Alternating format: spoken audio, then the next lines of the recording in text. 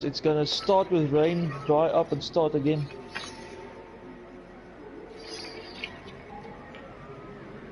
Good evening and welcome.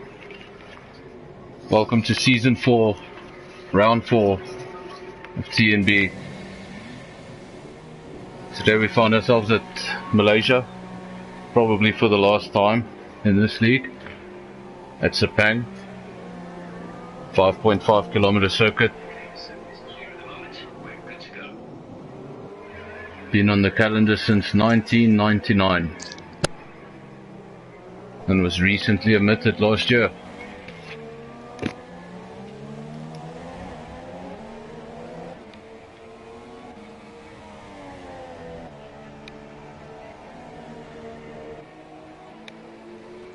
Going into the qualifying session, we have a few omissions this weekend. A few guys couldn't make it. A lot of the international guys. So looks like we're going to start with 14 runners. Definitely an opportunity for some points.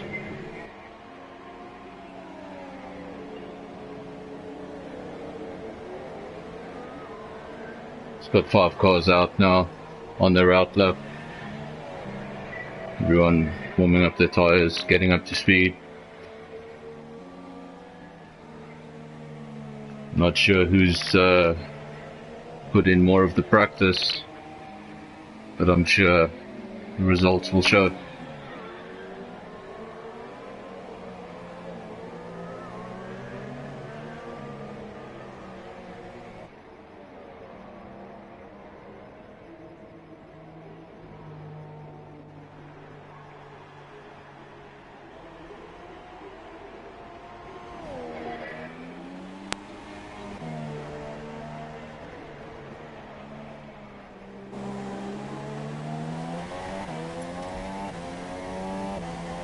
Everybody currently on super softs for that initial lap.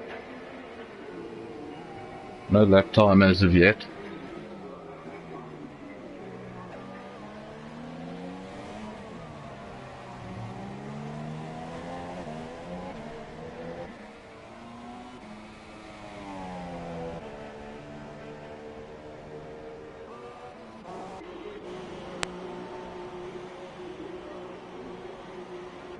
Force India of TnB DW now leaving the pits, also going out to make an out lap. No lap times as of yet.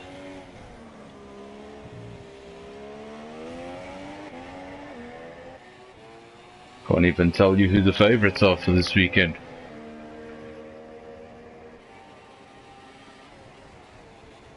There we get our first lap times. Staffy for now in the Williams with a 1:34.5. Deathseeker follows in second. But there we go now, the Muno 1:32.7. So the lap time starting to come in, starting to take shape.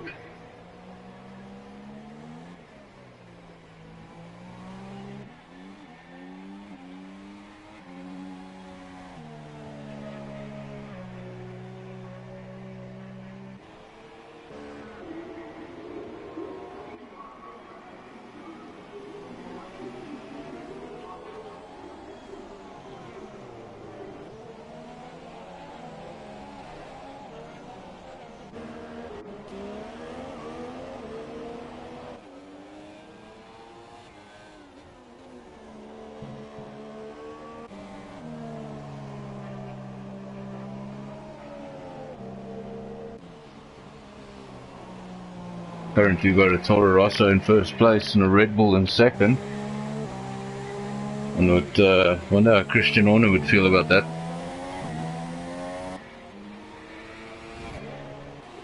And for now we've got a Williams in third. 3 manufacturers on the podium. Captain Ice in the second Red Bull. It's currently fourth. Deathseeker, the first of the Mercedes, currently coming into the pits. His lap time was good enough for fifth. But for the time being, doesn't really look like convincing gaps there. Looks like guys are still looking for the pace. Maybe doing the final tweaks on their setup. Park for May is off, so you're able to change something.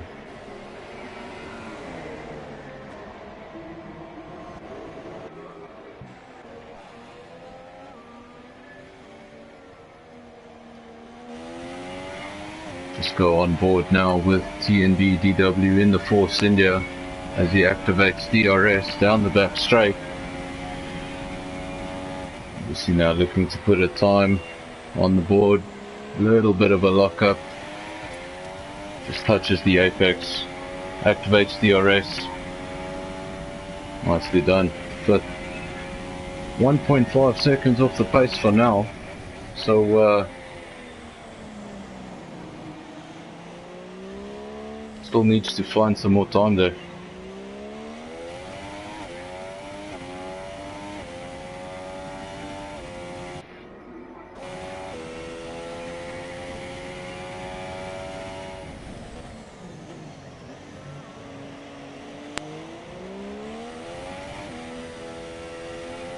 Got TnB Weather with us this weekend. I missed that somehow. He's in the other Mercedes, doing a good job, 3rd place.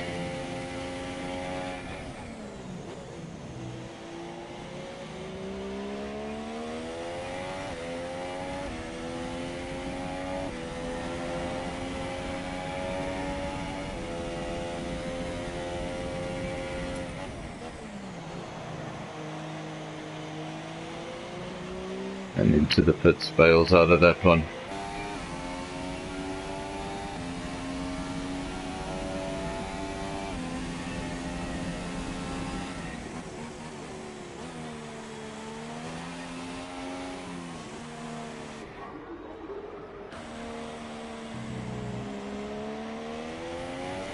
Now TnB DW going over the line again, looking to improve. He improves by 0.2, but remains in 5th. 1/10 of a second away from Nismax. But for the time being, those top two, they've got something else.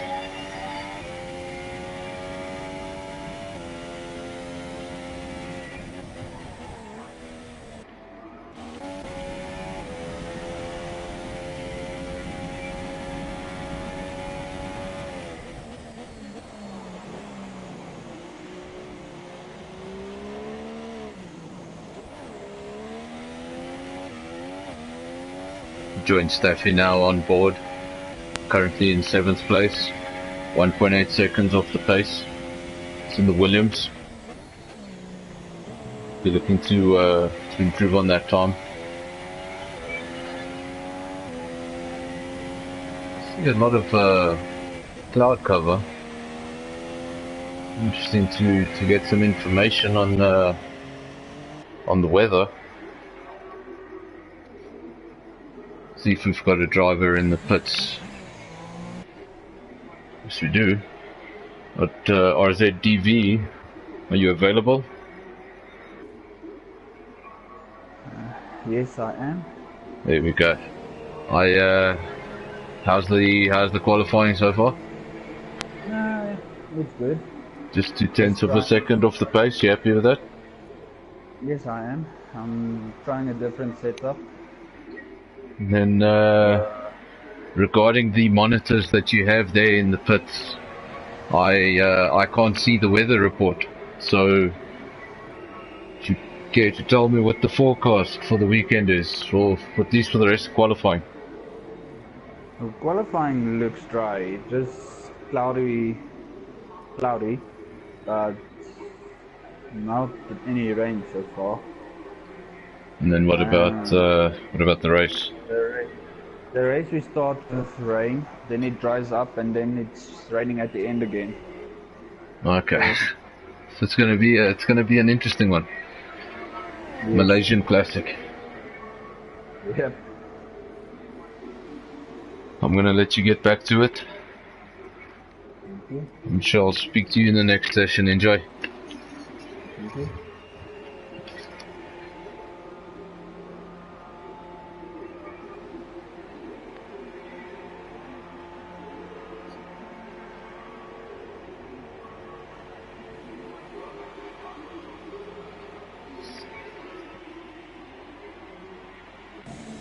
Currently a lot of people sitting in the pits, waiting to make their next move. We join Gavin on the back straight. DRS wide open. Looking to improve on that lap time. Currently 6/10 of a second off the pace. And look at that, he's taken pole. That's a 1:32.7. Just 0.004 of a second faster than the Toro Rosso of Muna. Very nicely done. And throwing down the gauntlet for the weekend. Letting everyone know he's fast. Nicely done.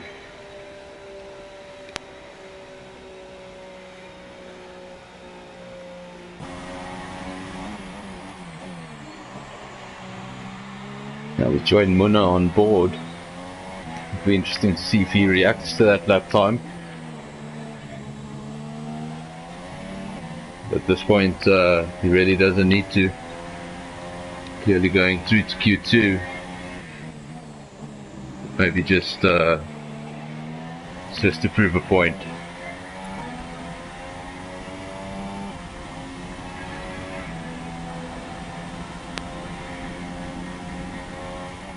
Into the final hairpin and backs out of it into the pits. So for the time being, first and second separated by 0.004 of a second.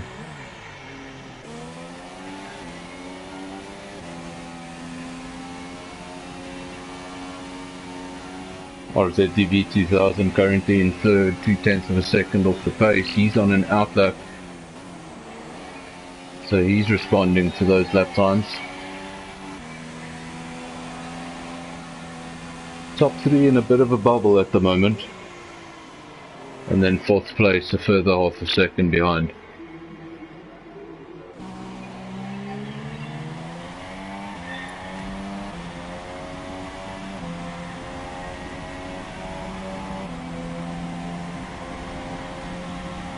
Currently on board with Nizmax as he goes around the final hairpin.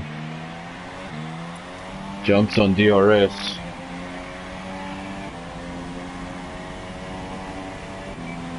No improvement. Or that was an outlet. I don't always trust the stats in front of me. Force India also on an outlap.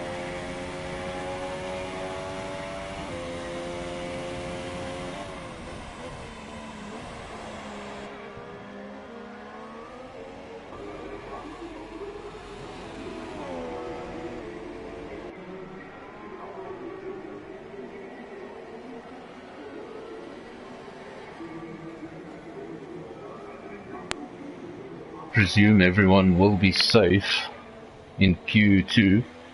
We only have 14 runners, so I don't think we'll have anyone falling out unless we had a disqualification that I didn't see.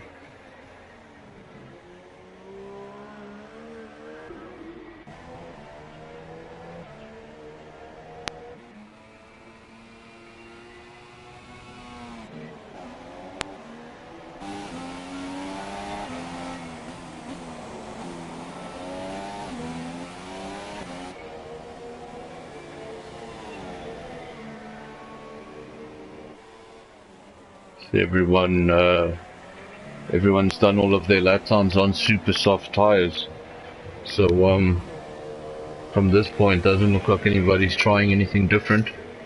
Obviously in Q2, that's when it counts. The tire you use is the tire you start on. Might be interesting to see if we see any different tire choices in Q2.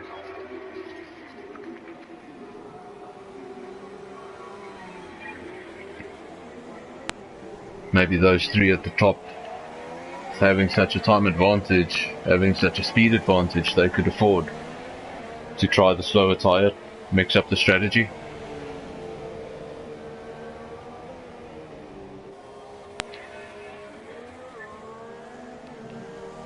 All shall be revealed.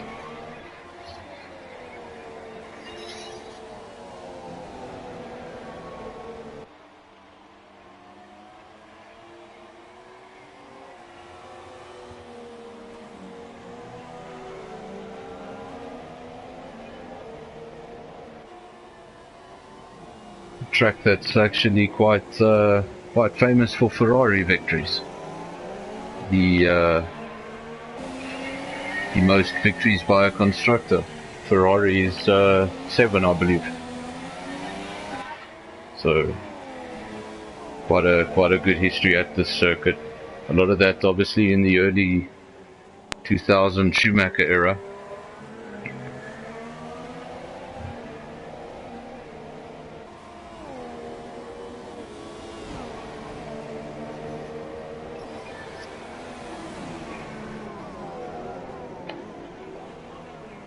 And speaking of Schumacher, most wins goes to another German, Sebastian Vettel. 4 victories.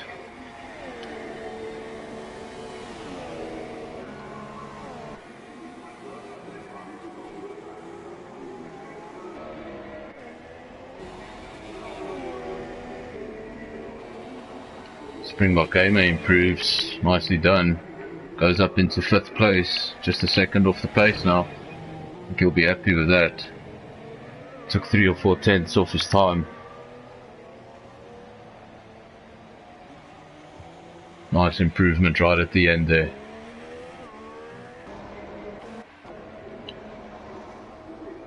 It seems like time is up in Q1.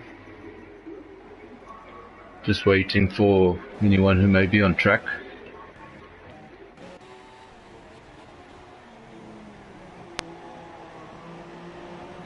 Ooh. And that's a messy spin at the end of qualifying. Luckily not too much damage. And he managed to keep all the wheels on the car. Which means he'll probably go to Q2.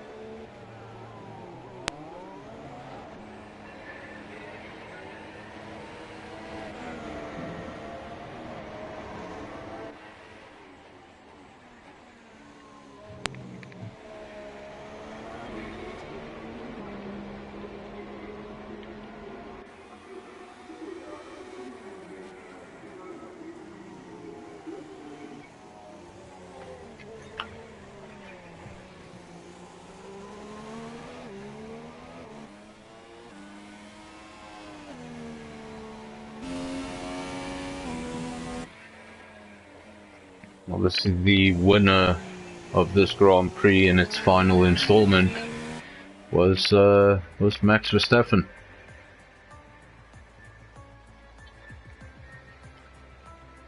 So after Q1, you've got Gavin at the top of the order with a blistering lap time. Munna in second, just 0.004 of a second off the pace. And you've got Robbie in third, TnB Weather fourth, Springbok Gamer fifth, Nizmax 6th, TnB DW 7, Captain Ice 8, 4C in 9th, and Death Seeker bringing the second Mercedes home in 10th place. Timber just missing out on the top 10 there. But I'm actually just waiting to see what Q2 has in store for us. But, and there we go. We've only got 12 runners. So it seems like we lost 2 runners. Not sure how this game works things out, but that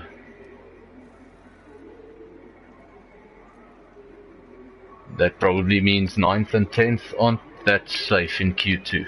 So I have to keep that in mind. Everyone's sitting in the pits at the moment, nobody making a move as of yet.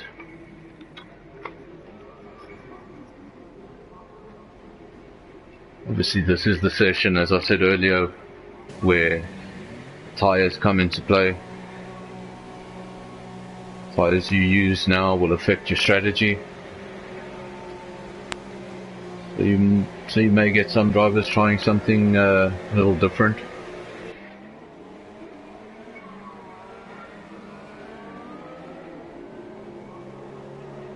Got about 6 cars all flurrying out of the pits at the same time, so we've got a string of cars now.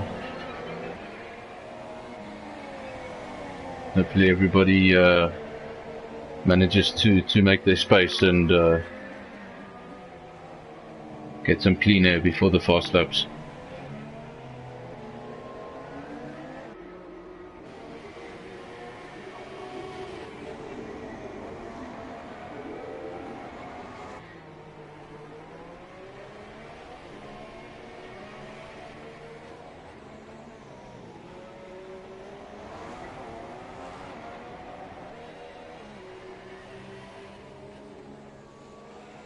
Got 8 drivers out on track at the moment, out of the 12.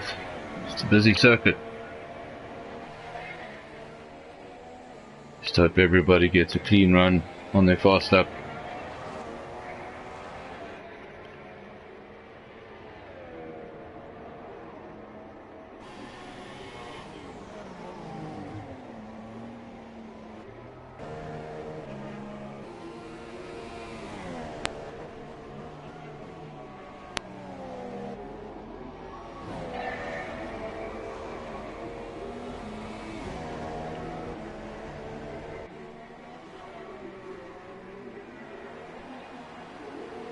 Waiting for the first lap times to come through in Q2.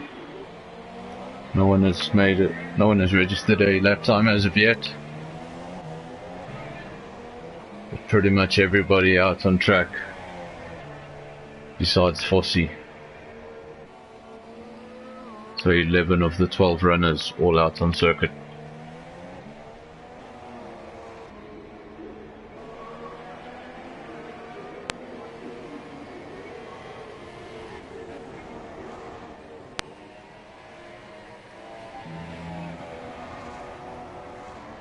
We're gonna follow Gavin for the time being.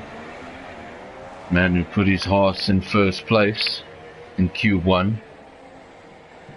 An awesome lap time. Just 0.004 of a second faster than Muna in the Toro Rosso. I hope it's a sign of more to come.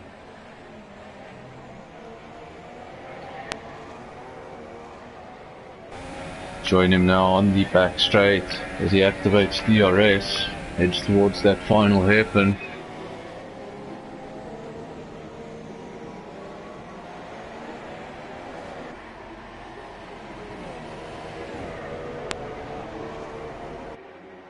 Goes over the line, he's the first man to set a lap time. It's a 1:33.5 and currently it's fastest.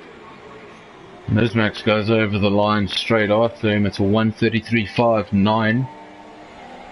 So just 0.09 of a second in between.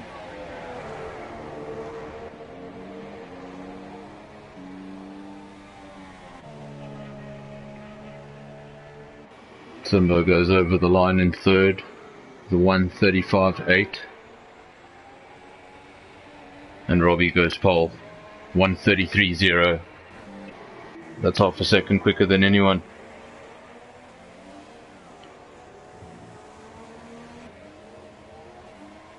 That's half a second quicker than anyone. What is wrong with that Honda?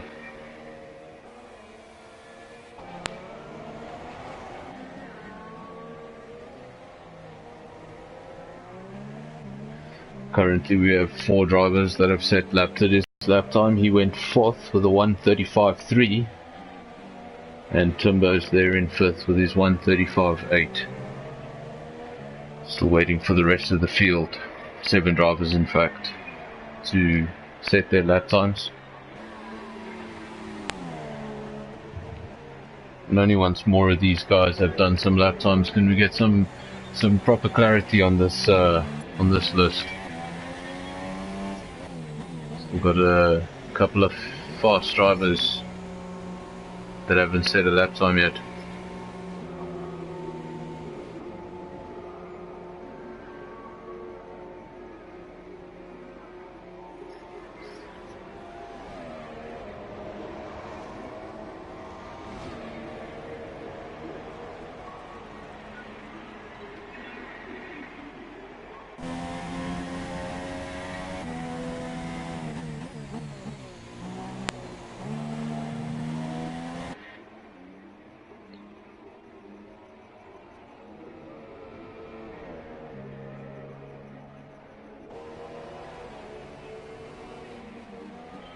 We follow Captain Ice now in the DRS zone. DRS wide open. 134.495, currently in 4th place.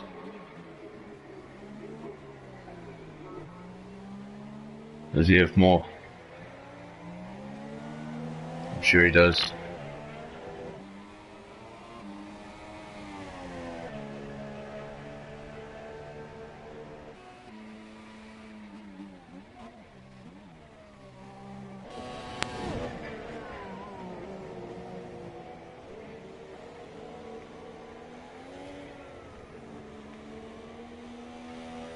Still waiting for 5 drivers to make lap times, and we've been lucky for the past 2 or 3 races with the mathematics here in the qualifying working out, but on this particular occasion it's done something quite different, so I'm not sure if 10th place is going to be safe. So I think everybody should get out there and make sure they get a lap time.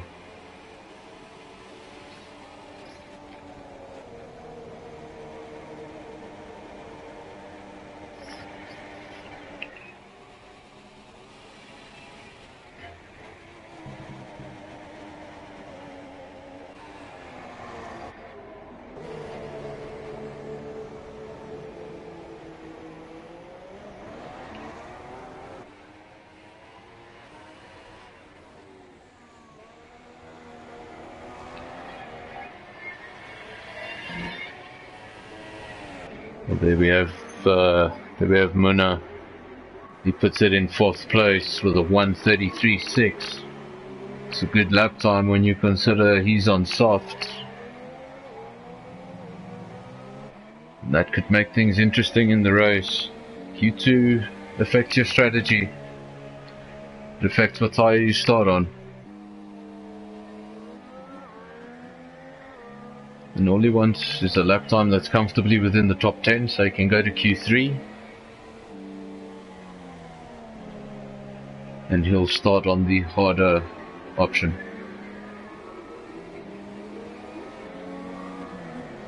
Which means he can go longer into the race.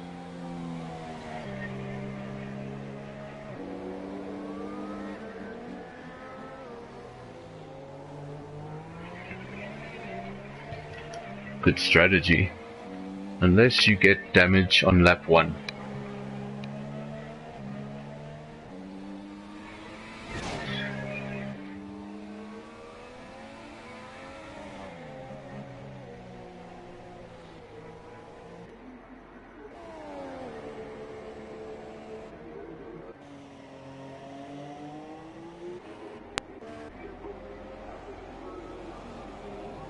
We watch TnB DW. Goes 5th with a 1:34.3.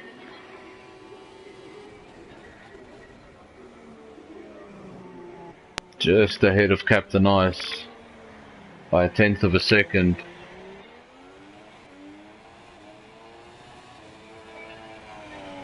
But also on a set of soft tyres. So there's definitely a lot more there.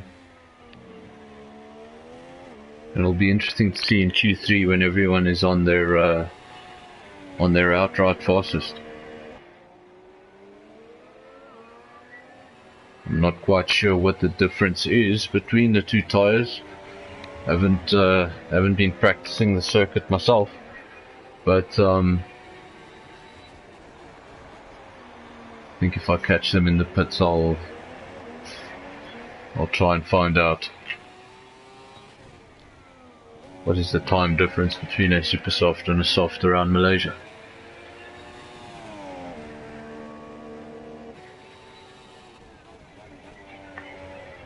So going into the race, according to some weather reports, it's not going to be a very good start. It's going to be a wet one. So all the tyre strategies that they are doing now could come to nothing if they have to start on intermediates or hopefully not full wets. But we'll see when we get there. We know the reports can be wrong as well. But just something that they should keep in the back of their mind.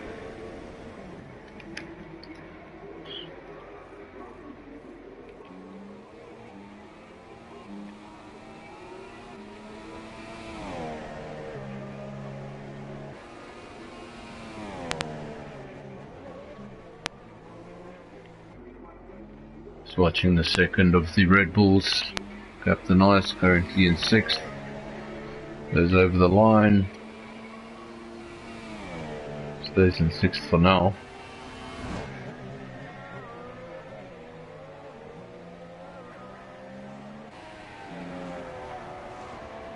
Foresee as well on an outlap in the Ferrari.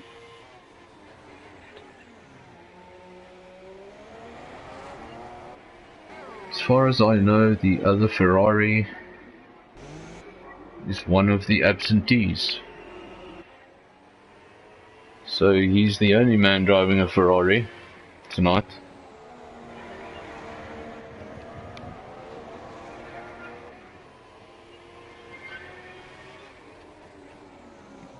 But RZDV retiring from the session.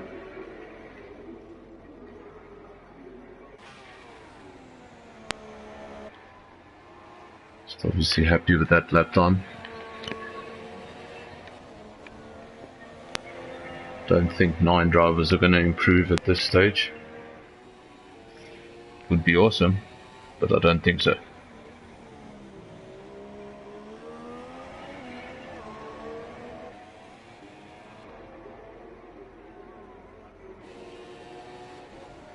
Got TnB S4 currently in 10th. He's on an outlap looking to improve on that lap time of a 1:35.3, which he did on a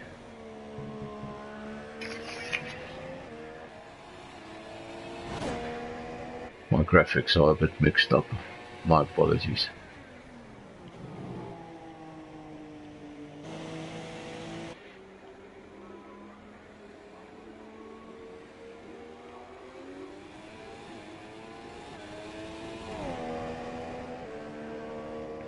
Seems like he's doing another lap on the same set of softs. That's what the graphic suggests. Let's see if he can improve.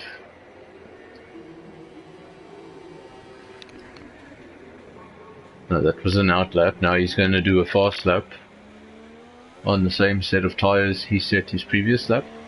That's what it seems like.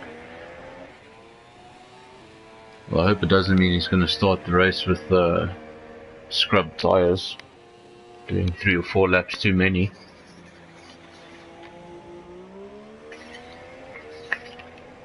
And then obviously all the tire strategies could come to nothing if we find raindrops on the grid.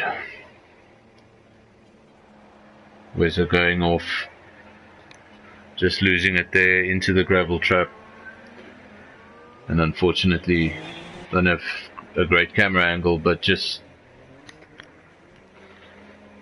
and again, managing to keep all 4 wheels on the car so he doesn't have to retire, which means he could potentially go through to the Q3, but I don't know how many guys are going to go through to Q3.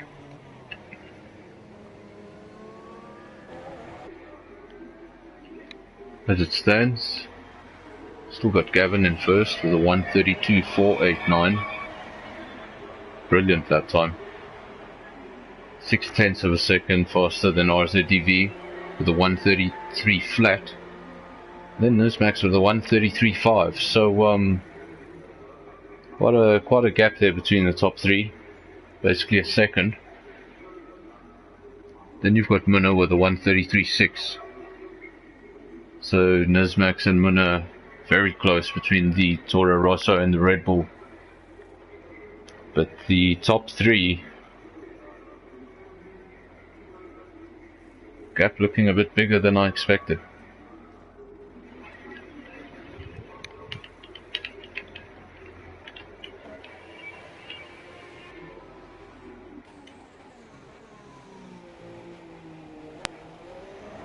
out on track at the moment.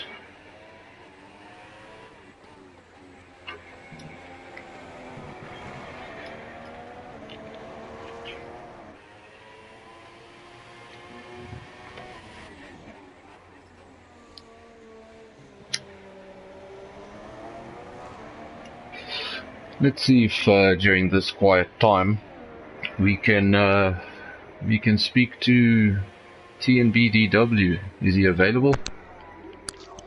Yeah, Jonathan, I'm here. Okay. How was Q1 and Q2 so far? Q1 was a disaster. I spun out about 3 times. Q2 went a little bit better, but I see I have 1.9 seconds to make up. I just saw now that Muna has got a 5-second grid penalty. I see that as well. Maybe some sort of collision within qualifying. Yeah. I didn't spot it. But Maybe. I see you starting on softs. Yeah, you know what I thought? I think it's going to start with the rain, but I thought if it's not wet enough, then at least I start with a colder tire. Yes. So that was my strategy for that one. Okay. Yeah, no, that definitely makes sense, because if it's in that intermediate, not really intermediate, it's between dries and intermediates, you'd probably want to be on the hardest compound. Exactly. Okay, well, going into Q3, what you thinking, top 5 or maybe further? I'm gonna push for at least 4th place, but I must say these guys are quick. I didn't expect. I knew I would be off pace, but I didn't expect to be off pace that much. Looks like Gavin has put in a lot of miles, because he's very quick. Look like it. And Jeff just let me know that there is 10 minutes before rain, so we need to get our laptops going. Yeah, you need to get out there. You enjoy Q3? Thank you.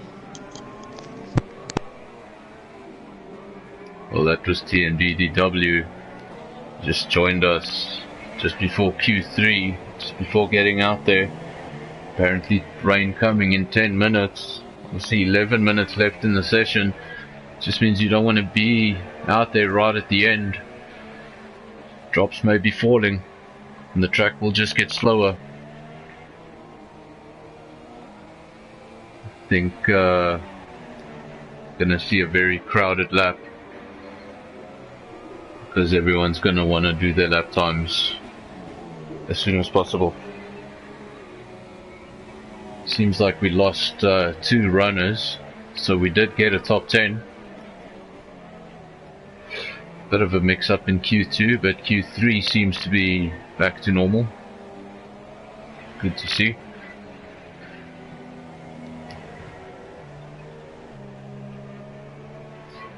Just following Nizmax around, because he was one of the first guys out.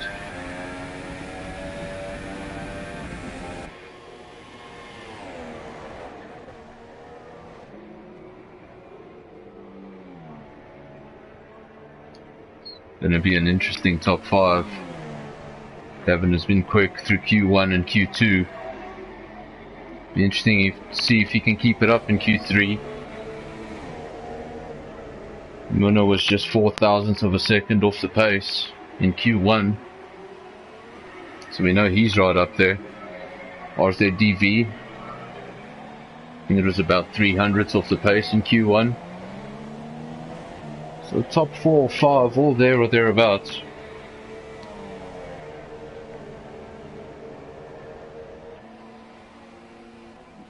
And in Q3 things can get complicated. Might find a little bit of traffic at the wrong part of the circuit. You might find yourself a little bit lower on the grid than you would have liked. And if we do have a wet race, track position is critical. We know what the first couple of corners here in Malaysia can be like in the wet.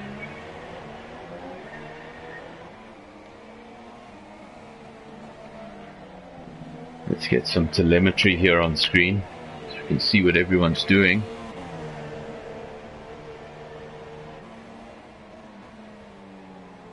Eight and a half minutes left in the session. We've got our first fast lap. It's RZDV Goes over in a 1:32.6. Competitive lap time. Surely he'll still have a second run, but if the rain's coming, he's going to have to be quick about it. Get into the pits, throw in a new set of tyres and go. Nizmax goes over the line in second with a 1:32.9, so 0.3 of a second in it between the top two. Muno goes over in a 1:35.7, so I'm not quite sure what happened there. But we know he's quicker than that. He showed it during the weekend.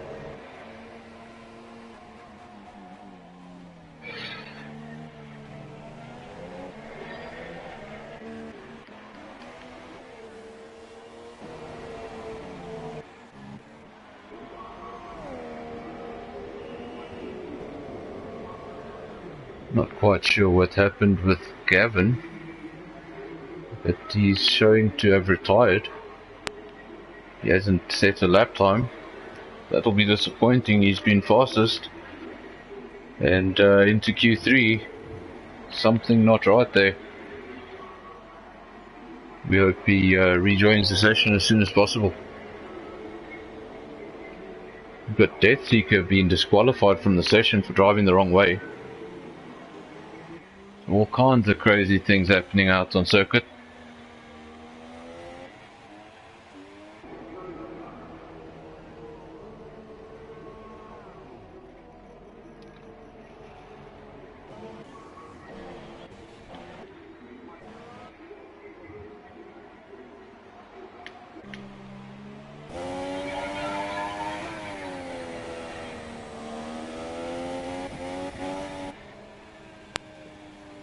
TnB DW, I think he'll be happy with that lap time of 1:33.1, puts him in third. I think it's his strongest position so far through all the qualifying sessions. No, just on an in lap. Be interesting to see who's going to go out and have a second attempt, or who's happy with that position.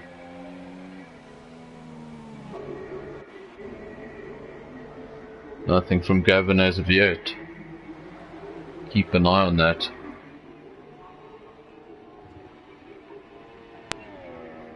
Hopefully at very least he can join for the race. In the worst case scenario he'd start 9th because Death Seeker was disqualified.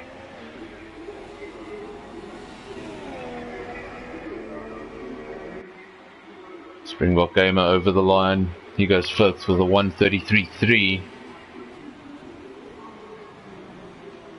The Force India's having a strong showing in Malaysia so far, 3rd and 5th.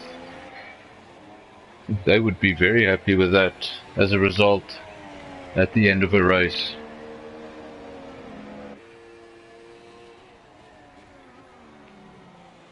And look at that between the teammates. TnB DW in 3rd place, he's got a 1:33.1.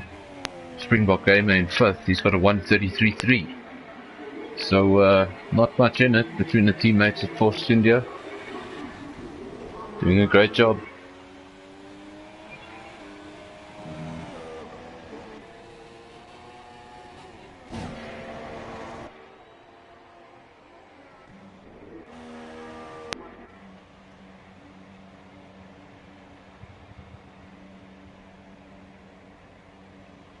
But Captain Ice parked on the side of the road, not sure what happened there, but he's just retired from the session. It's disappeared from my screen. Well, we've got RZDV on an outlap, Nizmax on an outlap.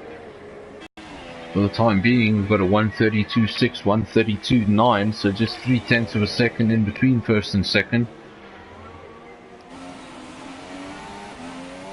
And maybe Nizmax knows he's got more than 0.3 of a second in that car.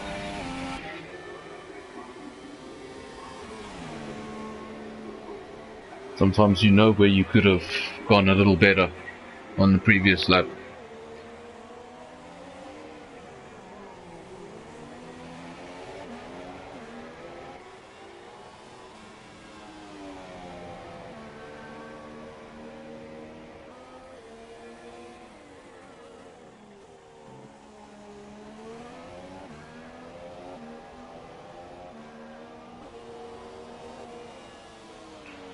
following RZDV around in the McLaren Honda. It's on provisional pole for the Malaysian Grand Prix. Reigning champion.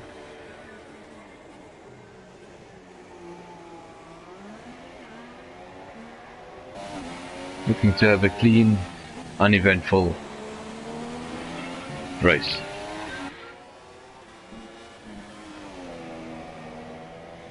His teammate is not here. Having a complicated start to the season on the one side of the McLaren garage. Started off with 2 retirements and followed it up by 2 no-shows. So management might want to have a word.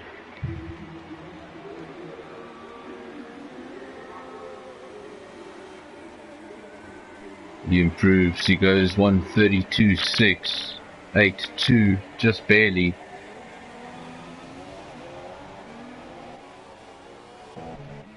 Let's see, where's Nismax? I see raindrops. Briefly, but I did see a few raindrops flash across the screen. So surely now in the last minute and a half of the session, nobody could improve. The track will just deteriorate. And the longer you're on it, the slower it's going to be. So if you're going to improve, the time is now. Nismax gets a 132.5. Don't know where he... I don't know where he got that from. Very nicely done. 132.5. He improved with raindrops clearly on my screen. So I wonder if he was starting to feel the effects.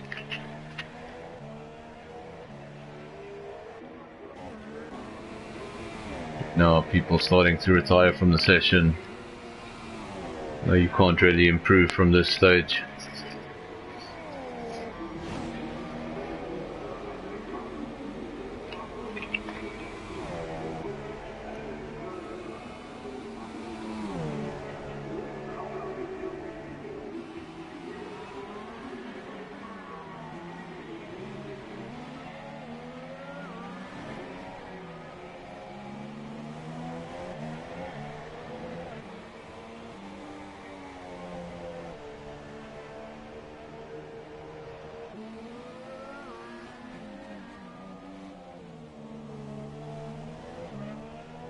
Springbok Gamer there in 5th with that 133.3. It's a really great lap time.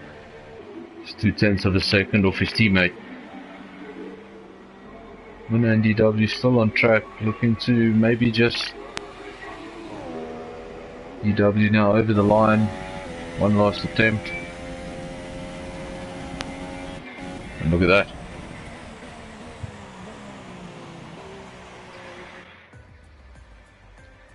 Well, let's go down the top 10. Got Nismax in 1st, RZDV 2nd, TnB DW in 3rd. You'll be happy with that lap time at the end. The winner 4th, Springbok Gamer in 5th. Fossey in 6th, bringing home the first of the Ferraris. Weza 7th, Captain Ice in 8th. Gavin in the Haas in 9th, and Deathseeker 10th, who was disqualified. Gavin was fastest through Q1 and Q2. It'll be interesting to see if he manages to get back in time for the race.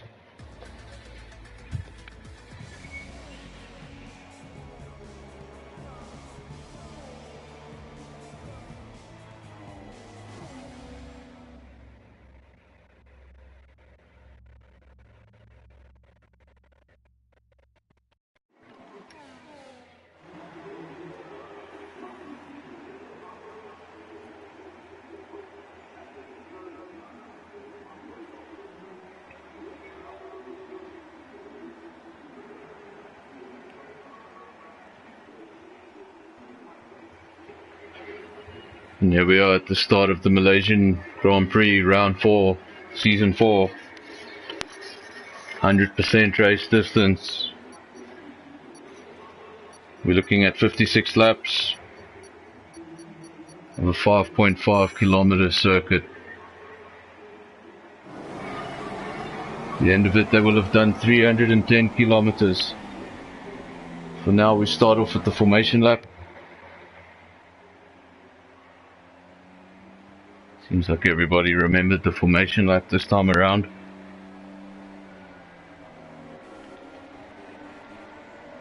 Having a look. Looks like Gavin is in the session. I can see him on my screen, which is good news. The Munna,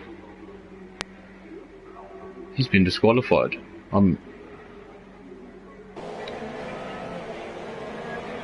Obviously just disqualified from the formation lap.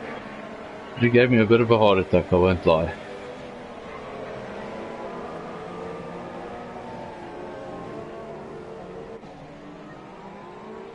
It's going to be a tricky start in Malaysia, in the wet.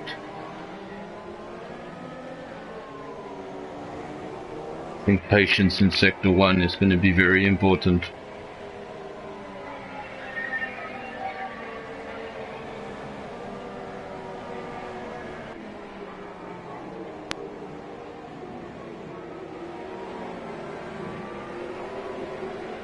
Obviously everybody starting on the green wall intermediate tyre.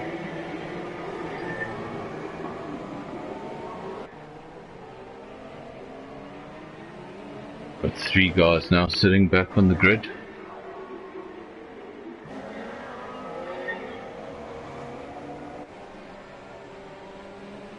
Sometimes it almost seems easier that way.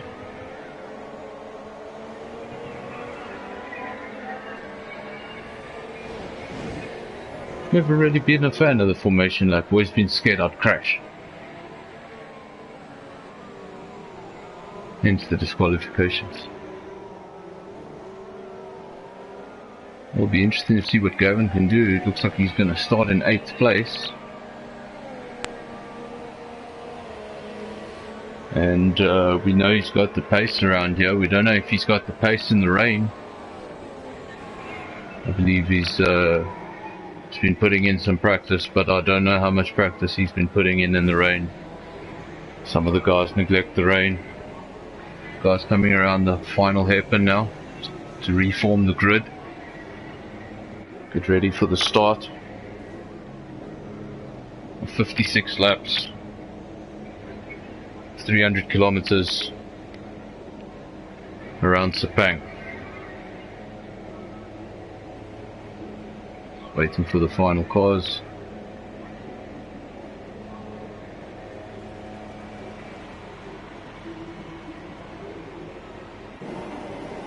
There we go. 5 red lights. Pause. And go. Pause seemed a bit long there. But off we go. Clean start. Nice start by Nismax. Into the first corner. Let's see. Does everyone keep it clean? Looks like DW's gotten his way into second and possibly first. Nismax will come back on the inside. And a great start by the 2 Red Bulls, first and third. DW trying his luck around the outside there.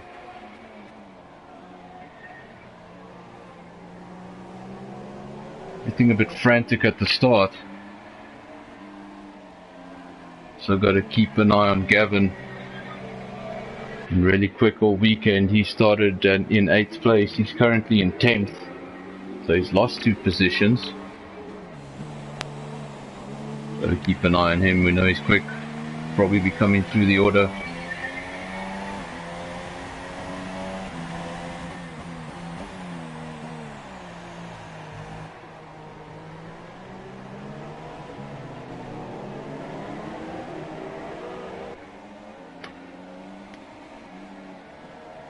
Early stages of the race. It's lap 1. Nismax getting away a little bit. Stretching that lead out 1.7 seconds.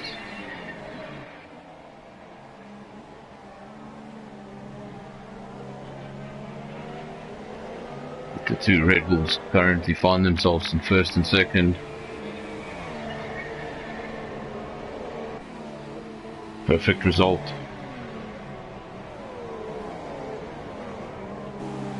Something in that Red Bull seems to be working in the rain.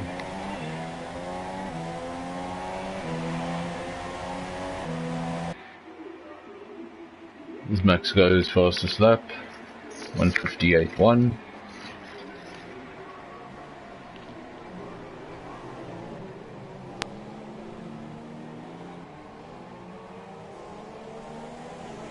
Still got that McLaren in third place, holding on to third place, just sitting behind the Red Bulls for now. Hasn't made any moves as of yet.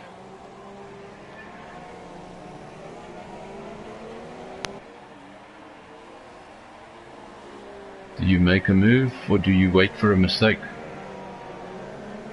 It's wet, it's Malaysia, the mistake will probably come.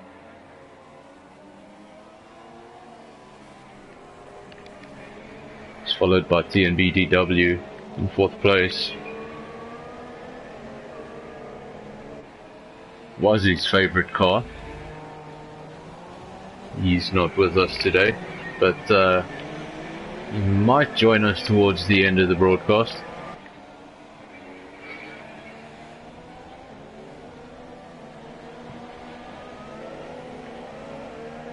It's going down into fifth, but Munna in the Toro Rosso going to fall behind a little bit, behind those second, third and fourth, just getting away. Gaps beginning to open up as they tend to do in the rain. But TnB Weather now running wide, going off circuit. Gets back on circuit now, but surely that's allowed the gap to Gav to close. It's 2 seconds now.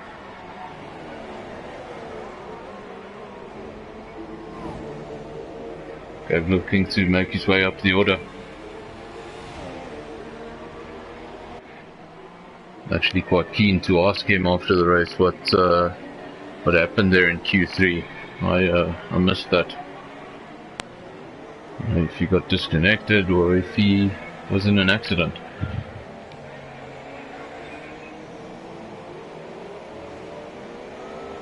He's currently in 7th.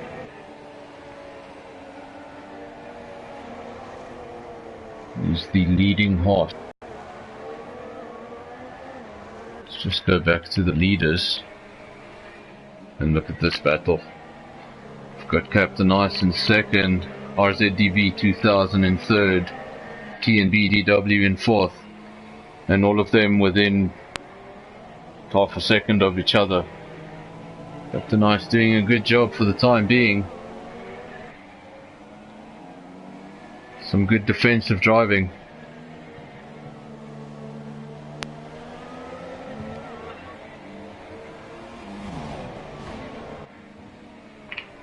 Now the good thing for Nizmax is while this is happening, he's able to run off into the distance.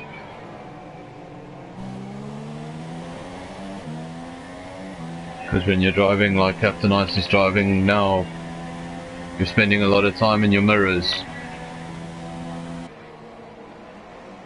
And it slows you down.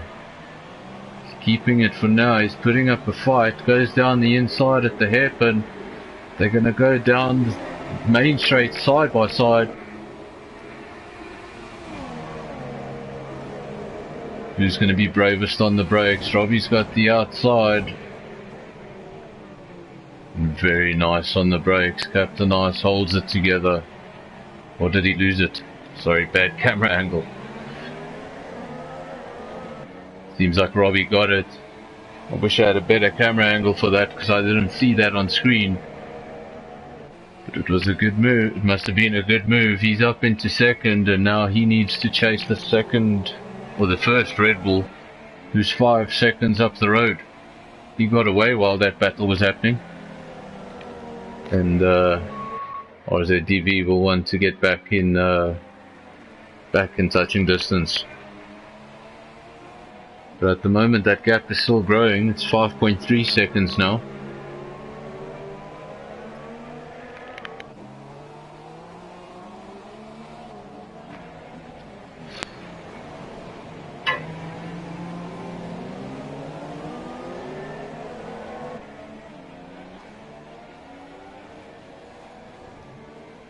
just joined TnB DW. He's in 4th. Now he's coming up behind Captain Ice. RZDV had a hard time getting past him. Good defensive driver. I've just seen on my screens from race control that DRS has been enabled, which means we could see a lot of activity in the pits in the next couple of moments. Who's going to react first? I think whoever reacts first. Is it worth the double stack? Or would I think I'd rather double stack than do another lap.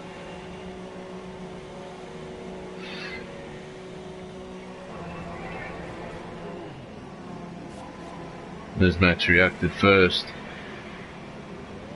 Obviously that notification came up at just the right time. If it had come up just after you passed the pits, it could have been something different, but the leaders were coming up to the pits when that came up, so everyone was able to react. There's a bit of a mix-up at the front. Got Nismac still leading. He's managed, well, that gap is 5.6 seconds at the moment, so it's jumping around. It's unstable for now.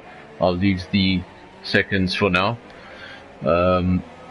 But Nismac's first, Robbie second, so that hasn't changed.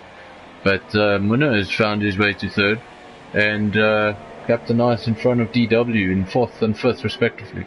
So a little bit of a mix-up there in the top 5. But first and second remain. Seems. I just saw a bit of lag on my screen, and it's a good thing it was lag, because that would have been a disaster. Just saw Force India fly across my screen in the wrong direction. Just watching the guys that are still out on intermediates. The guys that got unlucky, their teammate was obviously just in front of them on track, and they didn't want a double stack. One of those men is Springbok Gamer. He's currently in 8th, going around very slowly. Wezza just went past him with relative ease on the softs, so seems like he's battling there. Timbo, another man, still on the intermediates. The other two are Judge and Deathseeker. Just watching Springbok Gamer now, really battling to get any sort of traction.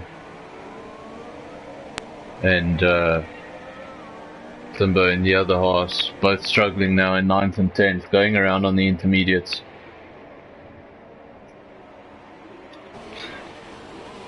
Wondering when this track got so long.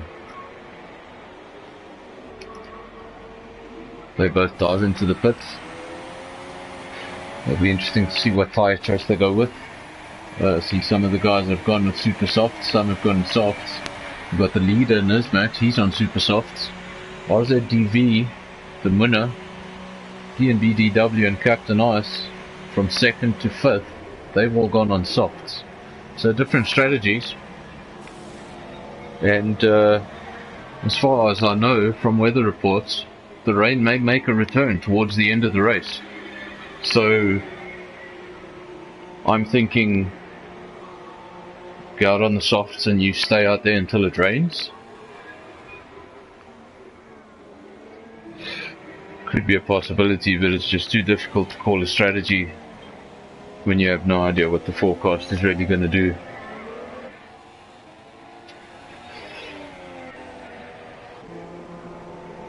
So we've got Deathseeker coming out of the pits in the Mercedes. Interesting thing to note is on my screen it shows that he's on mediums. I'm not sure if that's correct.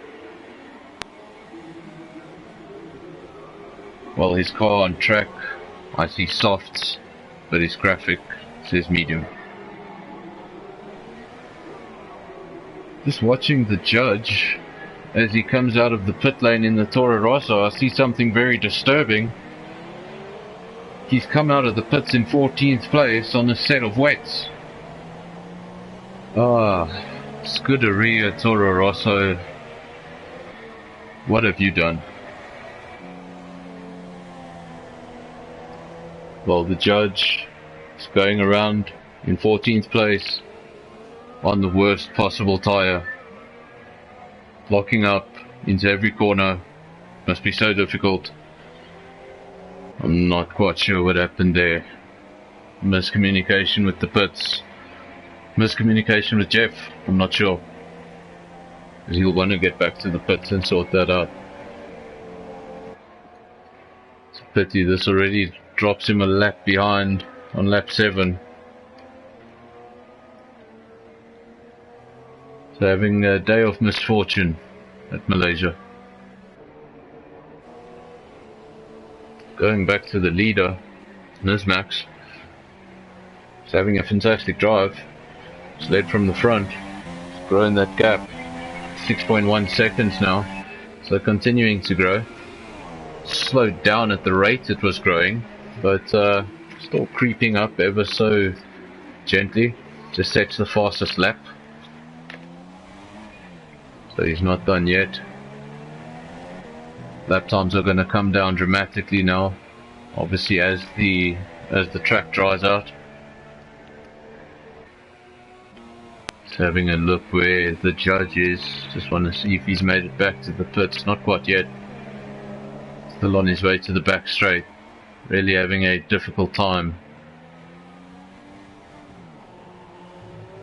on those blue tyres.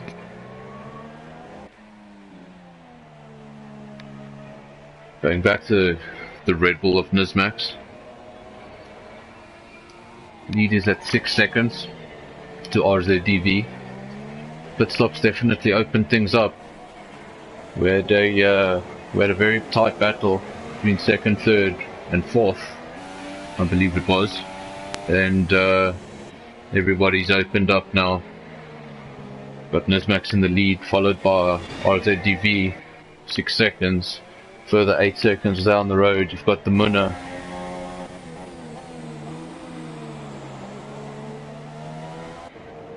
Sorry, that's wrong. 2 seconds down the road, you've got the Munna. But gaps have opened up, not a lot of battles on track. Let's see if we can find a battle. Got Captain Ice, currently in 5th. He's got Gavin behind him. Just 0.6 of a second in the horse. He's got DRS wide open. Not quite yet. Not into the hairpin. He's going to get a second chance at DRS. Opens it now.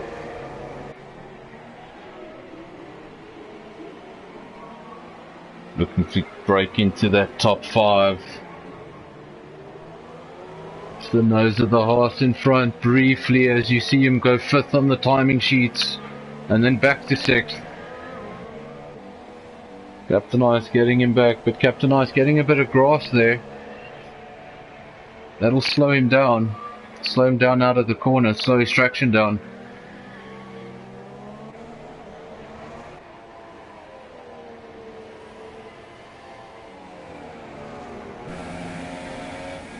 Just right on board here.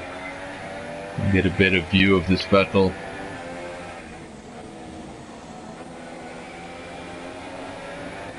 Last driver wants to get by. Maybe it's worthwhile to just wait for that right part of the circuit. Get that 2 bites at DRS. Get as close as you can in the first one. Try and get as good an exit as you can. Activate DRS into the second one and have a go into that first corner. And just repeat until you get it right. It's probably the safest part of the track. There we go, he activates DRS, pulls up side by side with Captain Ice on the back straight, heading towards the hairpin. And he's gotten him. He's gone around the outside. Captain Ice, nice on the inside, hasn't given up. Unfortunately, Gavin will get DRS because that gets activated on the straight before. And now he's just going to get a little bit of a buffer into turn 1. And he's managed to get by. Now he can start hunting down TnB DW.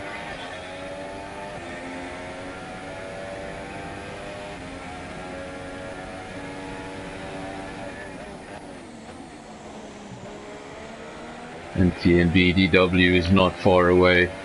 Gavin didn't make that pass long ago, but he can already see that pink car in the distance.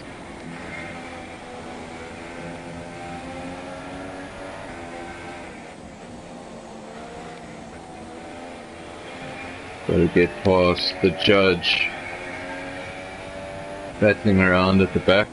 Didn't have the best of luck earlier on. His pit crew made a pretty peculiar call, if you want to call it that. Sent him out on track on the slowest tyre available, and yeah, it just was not a fun part of the race for him, and it's going to be very difficult to get a decent result. But a lot can happen in 100% distance. Still got a very long way to go. Guys may retire, guys may make mistakes, and it may be worthwhile just hanging in there for those points.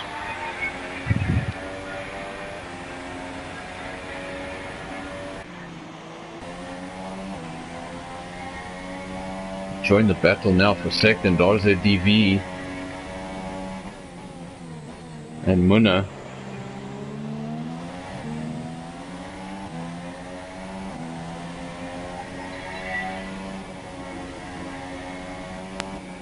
Now while these two battle for second, Max will continue at the front. That gap now 8.8 seconds.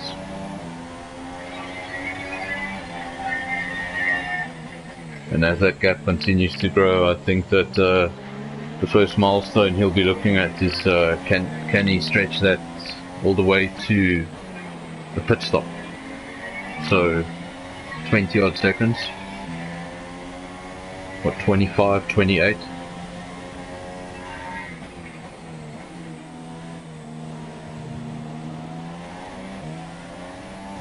Winner now in third. Down the back straight, activates DRS. It's not going to be close enough, I don't think. You just want to get the optimal line through the hairpin, get the best exit possible, get on DRS again. This time he's a bit closer. Won't be brave enough on the brakes, he moves to the inside. And he's got it. It's a fantastic pass. That's a fantastic pass. Very nicely done.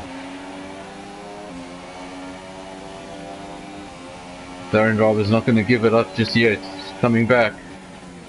Great battle for second. And hopefully this will allow fourth and fifth back into the mix. Could close up the gaps.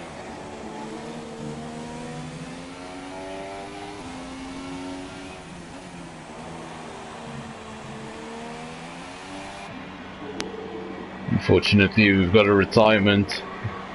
I didn't see what happened there, but the Munna has retired. He's on the side of the track. He's missing his front left wheel. He's having a great race up until that point.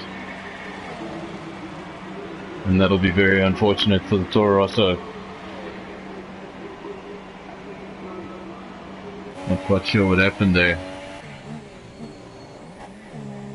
Got another retirement.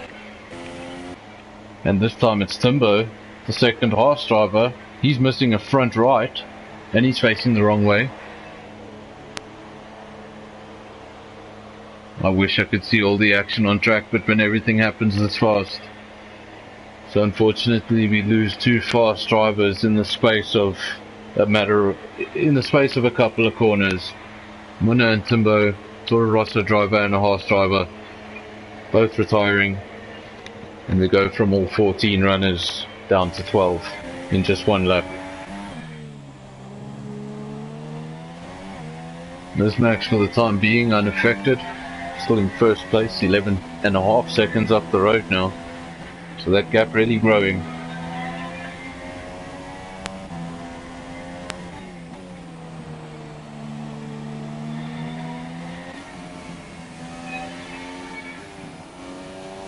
RZDV in second, 11 seconds, well now 12 seconds adrift.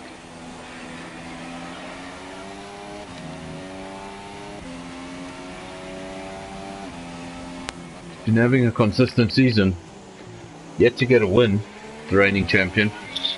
Hasn't got a win yet this season, but he's been consistently on the podium, consistently in the points, and that's why he's got 45 points in the championship. I believe is that second? I think it's second in the championship. I must be honest, I haven't looked at the log, but I think that leaves him in second, and I think it pretty much puts McLaren in second on a sole driver. So good season so far. Having a look at the Force India in BDW. He's in third, having a pretty clean race. Has kept his front wing clean, hasn't broken anything, doing a good job.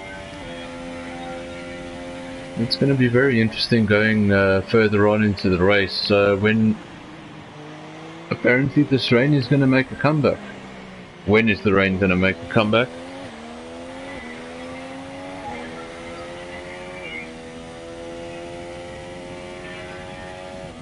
Is it long enough for them to make stops in between? Or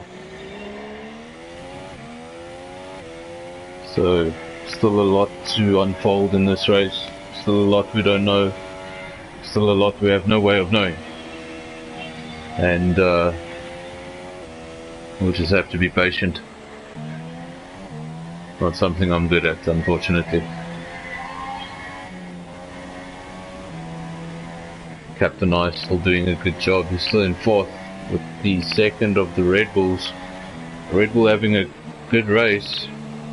Good points tally if they can bring this home. Currently in fifth. Just going down the field to see where everyone is. The TnB Weather. And in sixth we've got Gav. So having a very mixed race.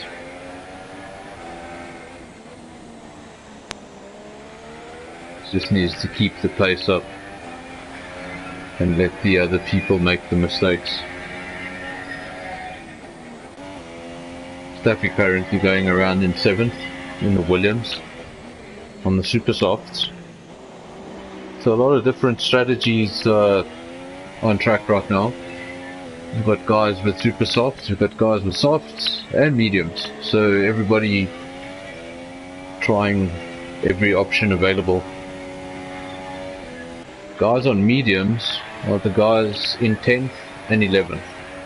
Fossey and Dead Seeker. Not where you expect to see a Merc and a McLaren.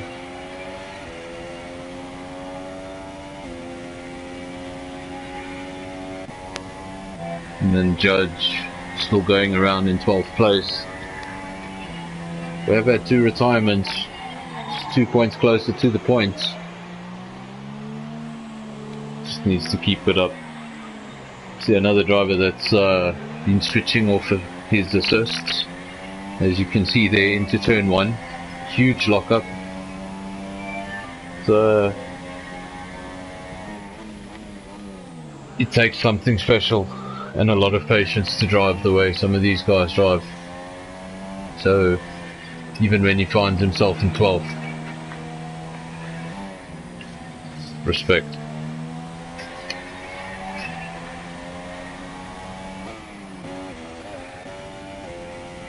Another man who does not run assists, currently in 9th place, the second Force India of Springbok Gamer.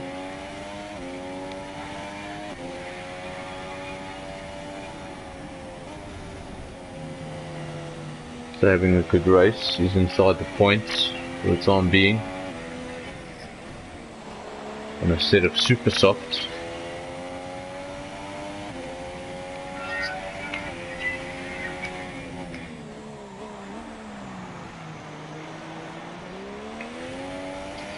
.40 laps to go. Very long way to go. Anything can happen. It's going to be interesting to see how all these different strategies unfold. Guys on mediums, they must be on mediums for a reason. They have an idea. Watching Gav now, he's in 6th place in that horse on a set of softs. Begins to close that gap. Can probably see the man in 5th. There he is. 4th and 5th, not far away from each other. We're actually in a battle for that position, and it's allowing Gavin to catch up at a very fast rate. I think this is a battle to watch over the next couple of laps. Could evolve into something decent. We've got Captain Ice in 4th. We know he's a good defensive driver. We've seen it throughout the race. Got Wezer attacking him now on the outside. Wezer goes off the track a little bit, and now Gavin really on the gearbox of Wezer. We've got 4th, 5th and 6th running line astern. 2 of those cars will be in DRS. Wezer goes to the outside. Captain Ice stays on the inside, and nice braking. Now that are we going to have 3 side by side down the main straight? Give me a proper camera angle. Helicopter view, there we go.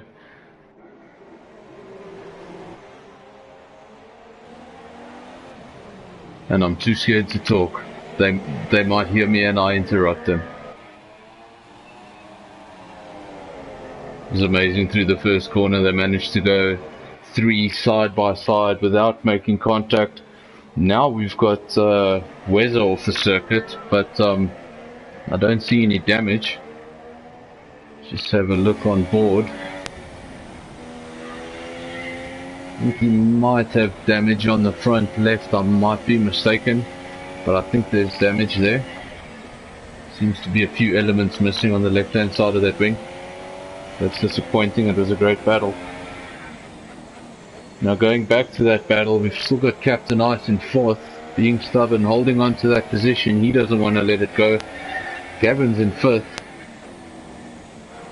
He knows he's quick around the circuit. He wants to get past so he can eat into these huge gaps. 23rd place is 24 seconds up the road, so he needs to get past. Activates DRS down the back straight, but this time around too far away. See what he can do on the exit of the hairpin. Does get the better exit. Activates DRS. They go side by side down the straight. Gav has got the nose in front. It's going to be later on the brakes. Unfortunately, he runs wide. It lets Captain Ice right back inside. He was later on the brakes, but too late on the brakes. And that's let Captain Ice go back in front and just build a little cushion of about half a second that he hasn't had for quite a while now.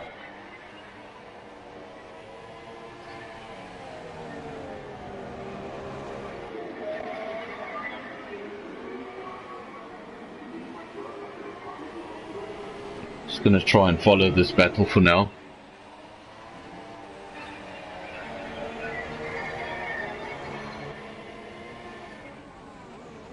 As last week apparently the producer was too, let's call it, erratic. So this week he's been told to calm down and watch the race. That gap closes up to just 1/10 of a second. The horse really on the gearbox now of the Red Bull. Wants to get past, but he needs to be careful. He can't damage that front wing. He needs to get past and close that gap.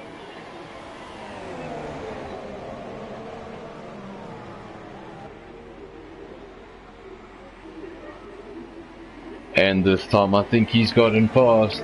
He's in front. He gets DRS anyway because he activated it on the previous straight. Captain Ice, is he going to have a go into turn 1? No. And now it'll be interesting to see if Gavin can just stretch his legs a little bit and open that gap up. Captain Ice doing a great job, keeping him there for what, 2, 3, maybe 4 laps.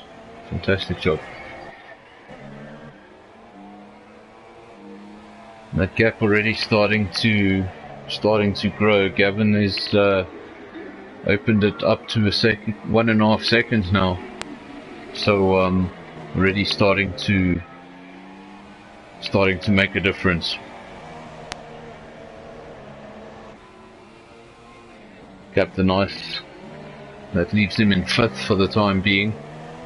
He's safe there for now. TnB Weather's in 6th and he's 27 seconds down the road. Just keep an eye on this gap.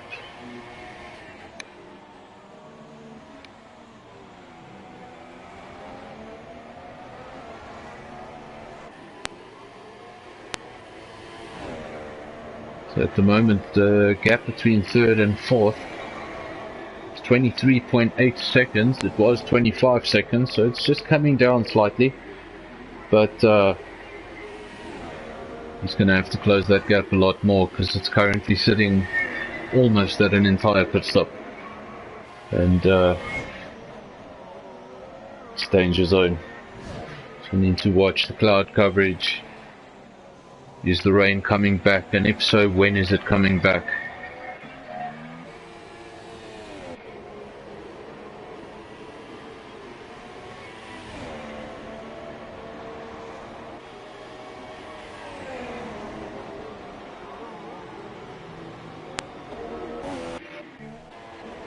Let's go back to our leader. There's Max. 11.9. That just changed before my eyes. It's 12.1 seconds now, the gap in the front. So he's doing a good job. He's maintaining that gap and just eking it out lap by lap, just a little bit. He's come into the pits. Tire change, going from super softs to another set of super softs. That's going to release Robbie into the lead. He's currently on a set of softs.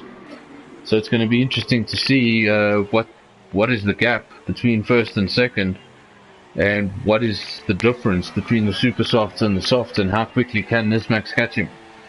From what I can see on my timing screens, it seems like Nismax has come out of the pits and RZDV is 12 seconds in the lead, 12.3 seconds in the lead. Obviously those super softs are going to be the faster tyre. So it'll be interesting to see if that gap comes down. How quickly does it come down?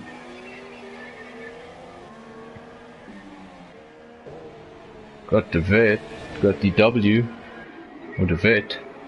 He's in 3rd place. He's just behind Nismax, just missed out. Could have come out in front of him. Just missed out there. Gap's now up to 4 seconds, so he's already stretched it a little bit since he's come out of the pits.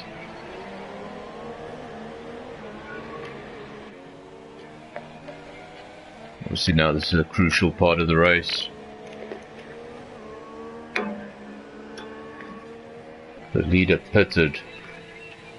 And now who's going to respond? Seems like Timbo has left the session.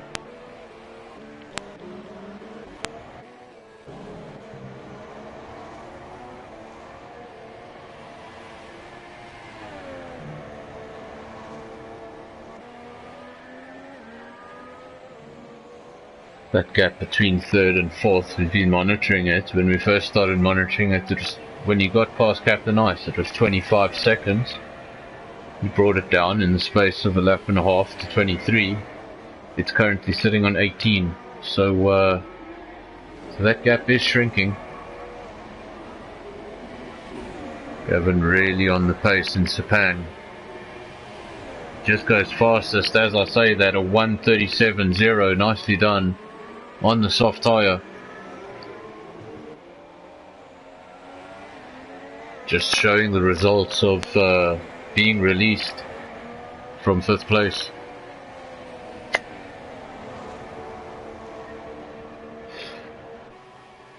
And maybe now beginning to threaten that final podium spot.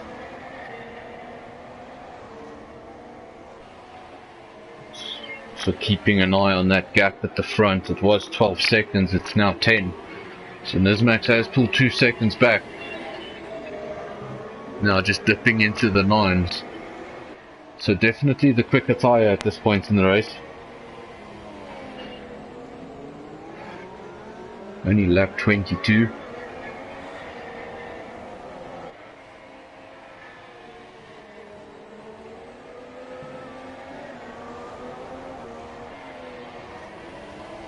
Definitely not the same as the 50% distance of the race. You think about the race differently over distance, and you've got to think with more patience.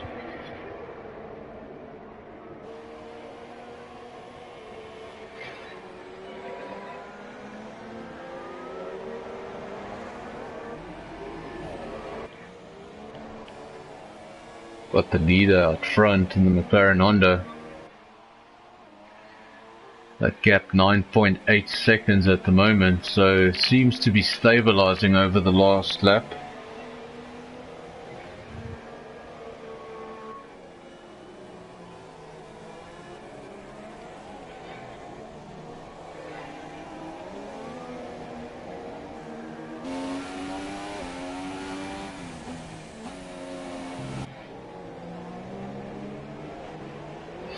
This Max now just getting past some traffic, and that gap 8.8 seconds as he continues to get closer to Robbie. Robbie still needs to stop, I believe. Let's have a look over here. Robbie's made the 1 stop. This Max made 2. Gavin has also made 2. DW just on the 1.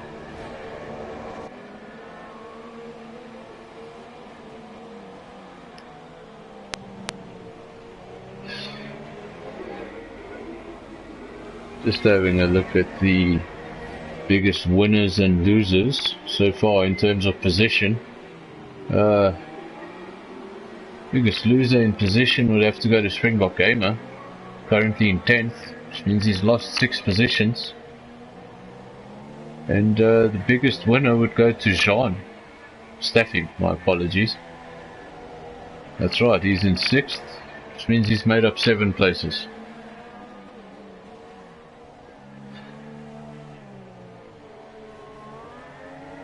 And then the men at the front, RZDV in 1st, he's made up 1 place. Nismax in 2nd, he's lost 1 place. And DW, he's right where he started, in 3rd.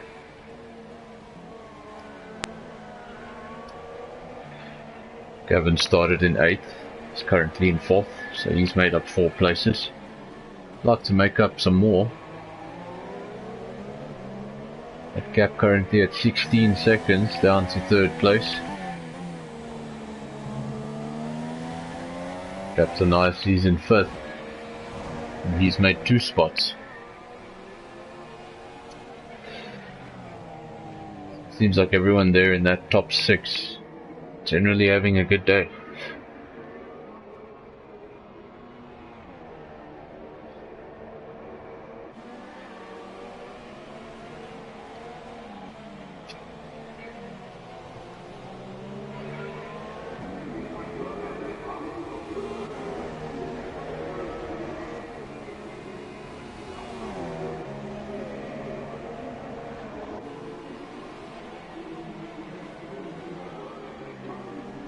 Lap 25 or 56, we're not at half distance yet, but so much has happened. It's rained, it's dried out, they've changed tyres, and it may rain again. So a lot could still happen.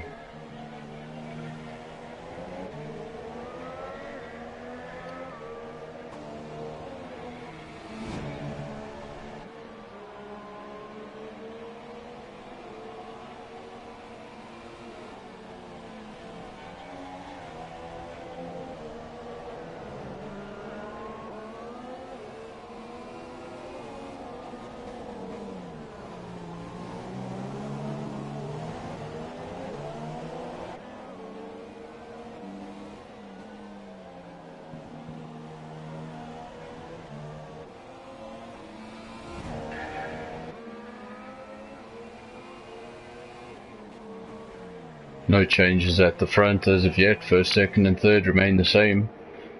That gap to fourth, now 15 seconds, so just coming down what seems to be about a second a lap, bringing it down.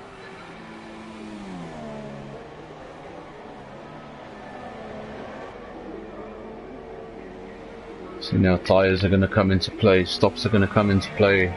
How aggressive have they been on those tyres? How long can they make them last? Nismax goes over in a 1:36.4.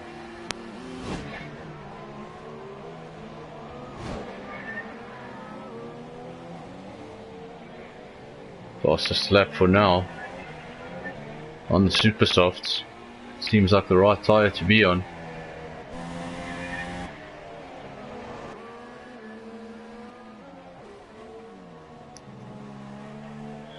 Just looking at Nismax's fastest lap, it's a 1:36.4, and the only other man in the 1:36s is Gavin.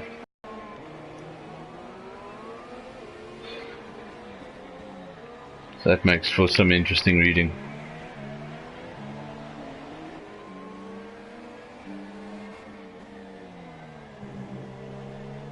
Gap between first and second is 9 seconds. Gap between second and third, 8 seconds. It's a large gap between the top three.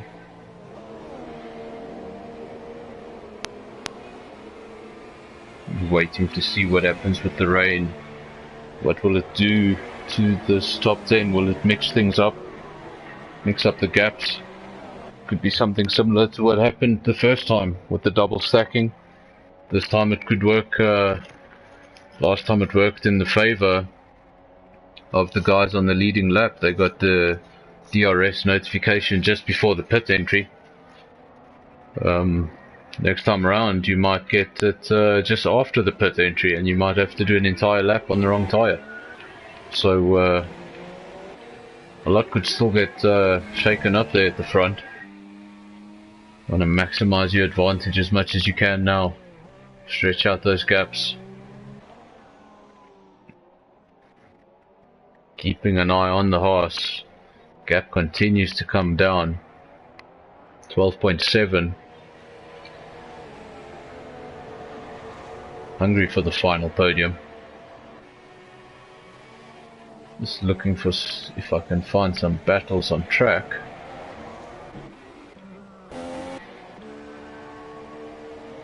Fortunately no battles on track. The closest I can get is 9th and 10th. And that's a gap of 2.5 seconds. Everything else is beyond 5 seconds.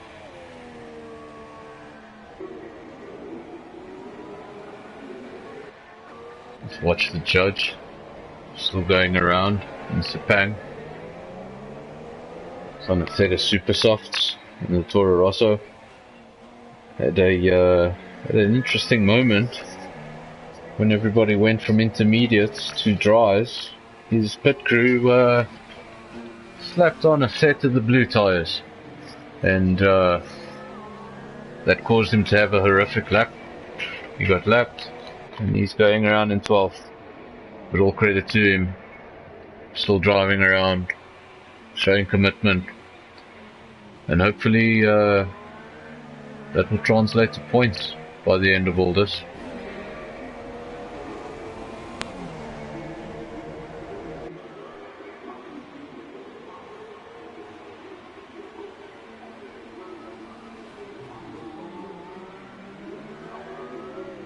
Now lap 28, so we're at half race distance, or something close to it. Excuse my maths, but something close to it. Currently got RZDV still leading the race, but that gap has come down 7 seconds now, and I'm starting to see drops. I'm starting to see drops on screen. Few drops there on the side pod of the Red Bull starting to become visible. Still blue skies in certain parts. It's going to be interesting conditions. Now comes a very difficult time for the drivers. How long do you stay out?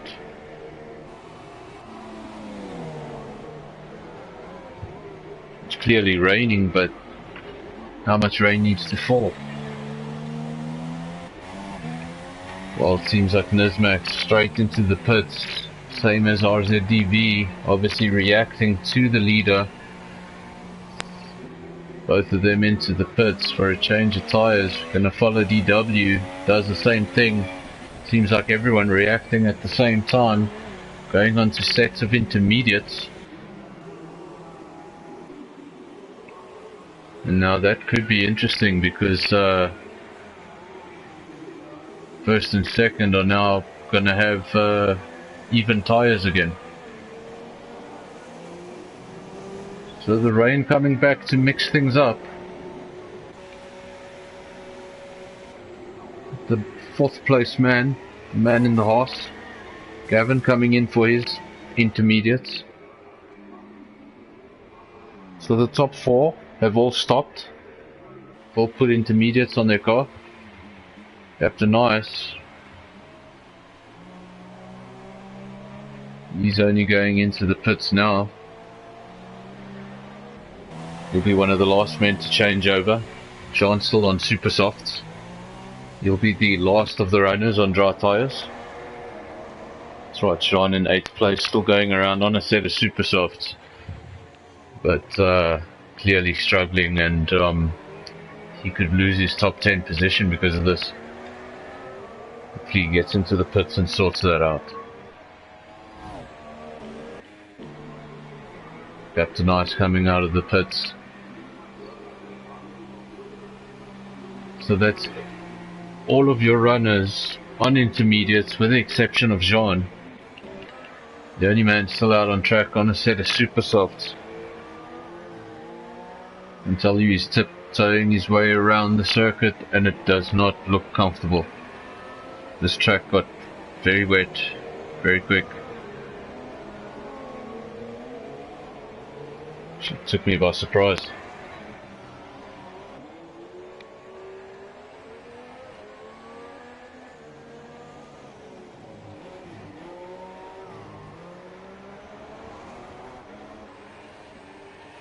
I've noticed that sometimes over the 100% race distances, the track tends to take a while to dry out or to get wet or seems to stretch out, and that time it came about pretty quickly.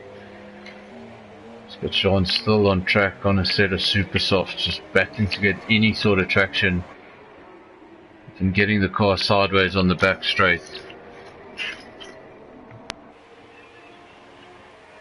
And he'll surely dive into the pits.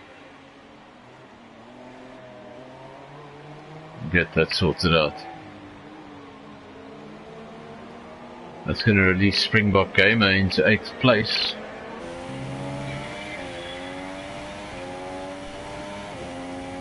So he's going to pick up a position. And so does Force. Force goes 9th, so Jean drops to 10th. Just clinging on to the points now. And he'll probably stay there because Death Seeker seems to be over a minute behind.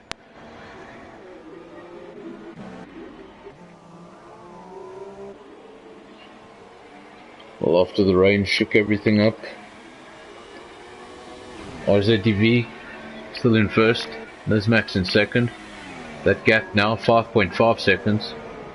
So definitely a bit smaller than it was before the rain. You've got DW in third. He's a further, what is that, 15 seconds down the road. And then Gavin, 11 seconds away. Captain Ice, 54 seconds away. So I think those top 4, those are your drivers to watch. I think any 4 of them could potentially finish on the podium. It's got a 3-second time penalty. I didn't, unfortunately, I didn't see for what, for Death Seeker. So he's picked up a 3-second time penalty to add to his woes. Already in 11th. Probably the last thing you need.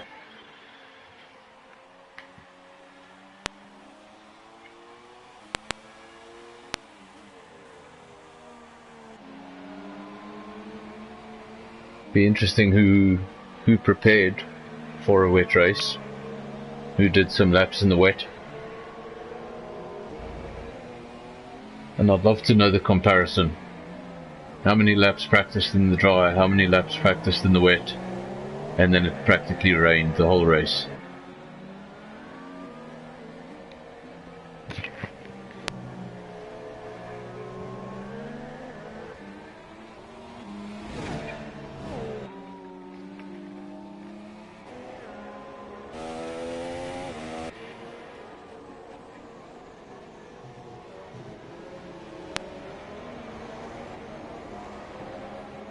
Just looking for some battles on track.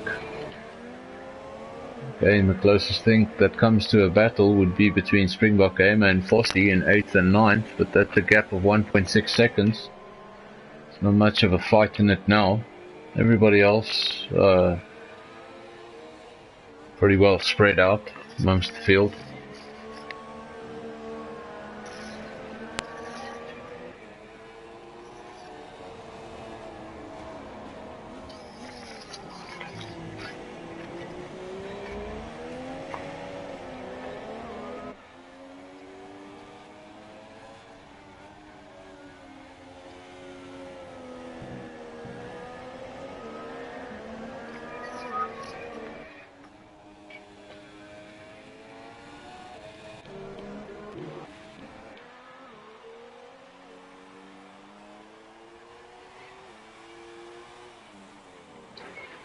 Just going around with the leader now, seems to be maintaining that gap.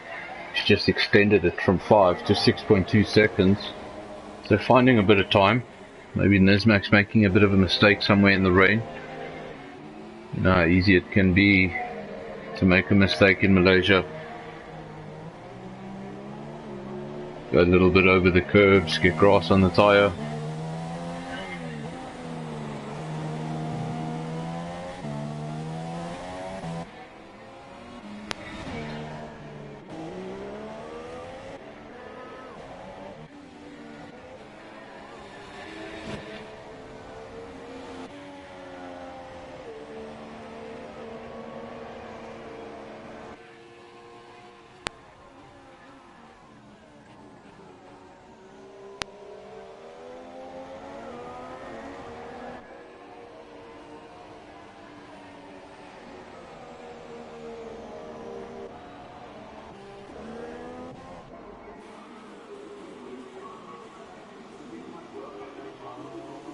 That gap now between 8th and 9th is within a second, 7/10 of a second to be exact.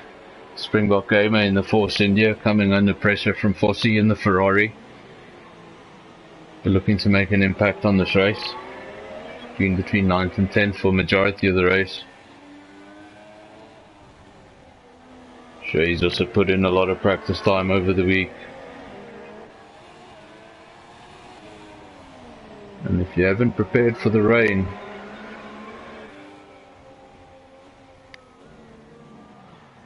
sometimes you get a very frustrating, and now we've got a spin, a big spin from the Force India driver, just losing it on the way out of the corner.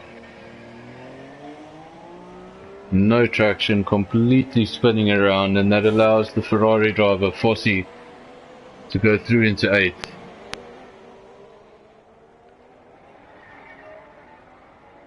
Few more championship points to his name,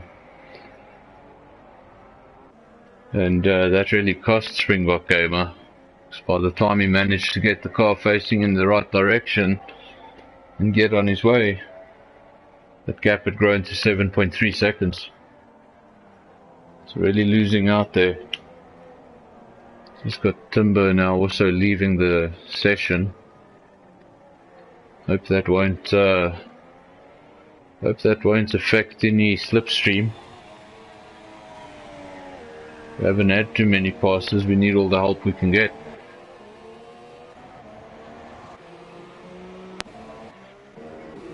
So back up front, see what's happening there. Nismak still in second, gap is growing, 6.8 seconds now.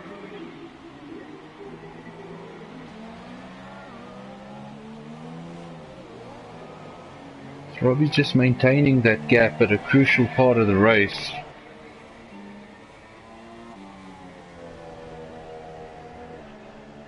But now my next question, which unfortunately I don't have a weather report for this, is what happens now from lap 34 to lap 56?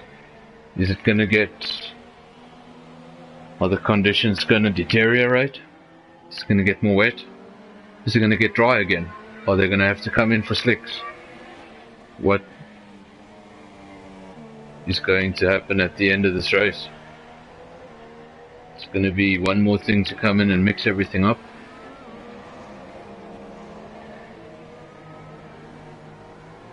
I have 3 drivers I could speak to, but they're all driving. None of them have chosen to retire. So unfortunately I don't have that info. Fortunately we've missed an accident, and it's a big one. It's the half of Gavin. He's missing his front left, looking at a barrier. Not quite sure what happened there.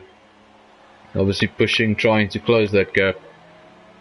And yeah, well, that image says a lot. He hasn't gotten out of the car. He's just looking at the wall. He's probably not very impressed. Sure we'll get comment from him later. Find out what happened there. I think we've got someone online. Who's that? It's DW here. Hey DW, how's it going? Wait. You're talking to me at 190 miles an hour. That's impressive. I just want to give you a quick update. It looks like it might get worse actually. Worse enough to go to wets? Blue Yes. tires. Okay. Yes. So we could still have a final shake-up. Yeah, I was a bit disappointed with Gavin's retirement, but no, I'm not sure what happened there. Yeah, no, he was making up ground. The thing is, I'm trying to save some fuel for that so I can reach the end without having too much trouble to that. That heavy rain, does it seem to be coming right at the end? Would you say last 10 laps or less than that? I would say maybe in next 15 laps or so. Maybe even before that. It's difficult to say. Difficult to say. Well, we've got about 20 laps to go. So Yeah. if it comes on lap 15, well, I'm going to have an interesting final 5 laps. I'm going to let you get back to the racing. Looks pretty difficult out there. Enjoy. It is. Cheers. And that was DW, currently sitting in 3rd place. Doing a good job. Talk to me there through the turn 1 in the braking point at 190 miles an hour. Not bad. Got Nismac still in 2nd. It's closing that gap a little bit to 1st now. It's 5.7 seconds. So just dropping below the 6-second mark for the first time in a while. Maybe Robbie making a bit of a mistake. Maybe Nismac's finding something extra in the tyres. It's also going to depend now on who manages their tyres the best. A little bit of information that we heard from TnB DW was that the weather may get worse. Now the question is when? Will it be 10 laps from the end? Will it be 5 laps from the end? Or will it surprise us in the next couple of laps? We don't really have any way of knowing. All we do know is it could give this entire field one thought it had. It's had gone from wet to dry to wet. I thought that was it. Well, it's going to get worse. Something Malaysia is quite well known for, and its years on the calendar. I mean, if I remember correctly, the Malaysian Grand Prix was at a very different time on the calendar, and it actually got moved because of weather. So this sort of thing, famous at Sepang. Also famous for the monsoon. At least we haven't seen one of those yet.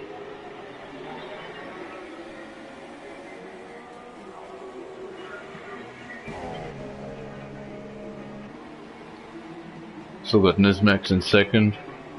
Gap 6 seconds now. So like I said earlier, the gap just stabilizing. It goes between 6.5, 5.5. Up and down. TnB still in third, holding that gap at 15 seconds.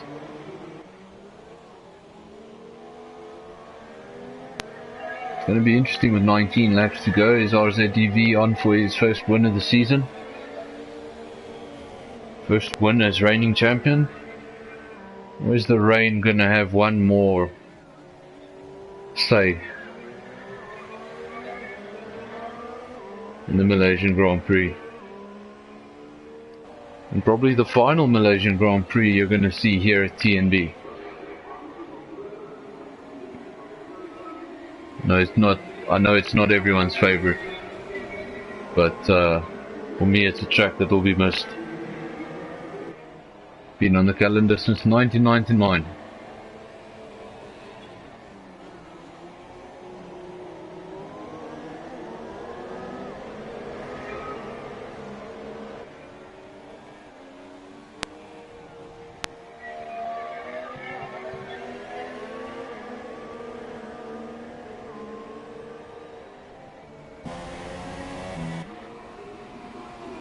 Just joined Captain Ice on lap 37.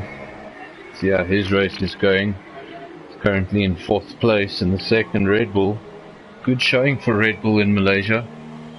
I'll be happy with that, with those points if they can finish like that. 2nd and 4th. Quite far adrift from DW. Doesn't look like he'll be getting on the podium unless one of those top 3 make a mistake. But he's got a comfortable gap to 5th. But he's got 30 seconds. So looks pretty comfortable there. Just needs to maintain his pace. Maintain that gap behind him. And if someone makes a mistake up front, he's going to find himself on the podium. Join Staffy. He's in 5th. So he had quite an eventful race in the Williams. So I think he'd be happy to pick up points for 5th. I think it's a good position considering everything that this race has thrown at him. A bit of everything. One last time in Malaysia. I'm just going to go down to 10th place where we'll find Death Seeker, because he's on his way out of the pits and he's done something interesting. He's put on a set of wets. So I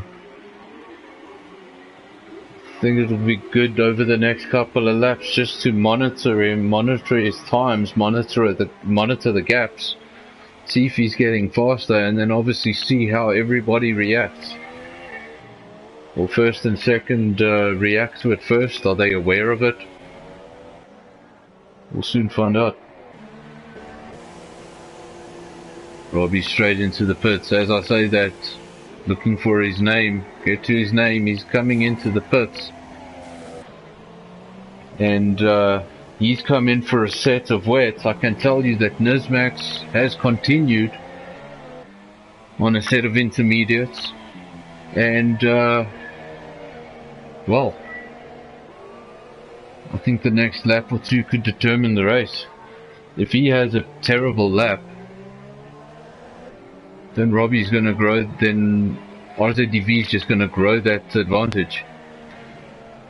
Or did he go on 2 wets too early? We'll soon find out. Gap at the front. Nismax to RZDV currently at 13.3 seconds. I'm going to keep an eye on that gap. I'm going to keep an eye on Nismax, see if he comes into the pits. Or if he still feels he's maintaining some sort of pace on those intermediates, maybe he'll stay out longer.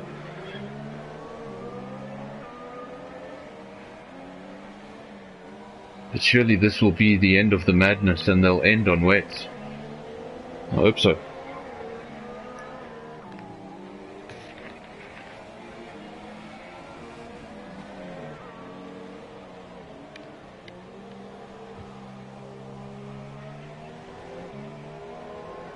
That gap now between first and second, it's come down to 17.1 seconds, so the gap is coming down.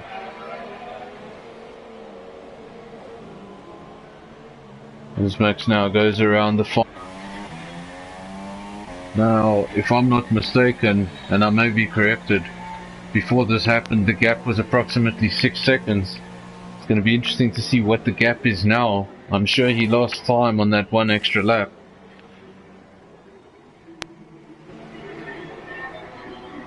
As soon as the timing screens stabilize on my side, I will let you know.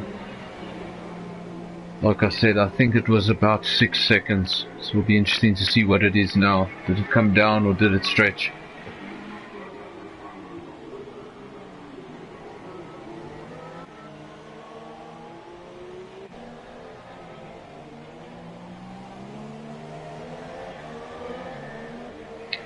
Just looking at that gap now, I said it was 6, it's now 6.8.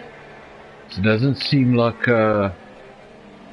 RZDV got too much of an advantage out of that one extra lap. Probably a bit touch and go. What I can tell you is it's pushed third place. Third place is still on a set of intermediates, 20 seconds behind, but no real need to react in a hurry. Captain I is over a minute behind in fourth place. So long as he's feeling comfortable in that Force India, he can stay out. But it's looking to get harder now, and actually starting to see a lot of standing water on the track.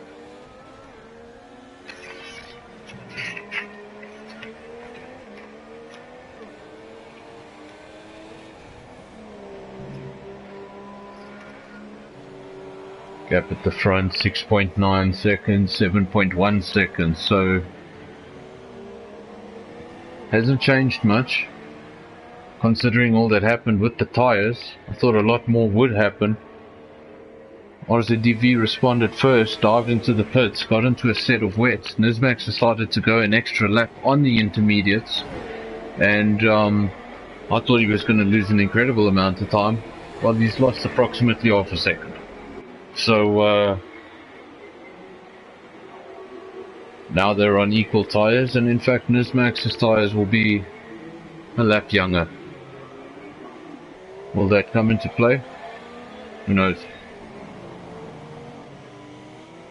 Interesting.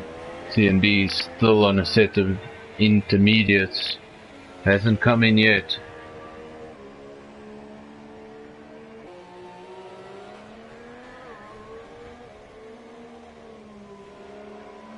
Well, he's got nothing to worry about in terms of fourth place. Fourth place, a minute behind.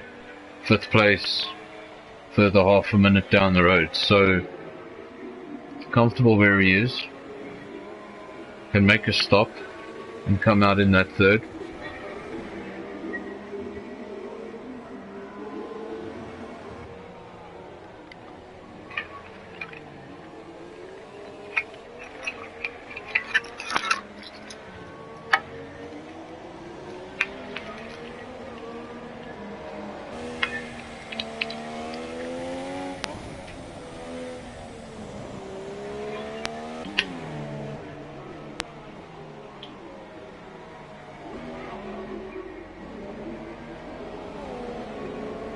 Gap at the front now, 6.5 seconds. I'm going to just keep an eye on it as it approaches the 5 second mark. 6.2 now.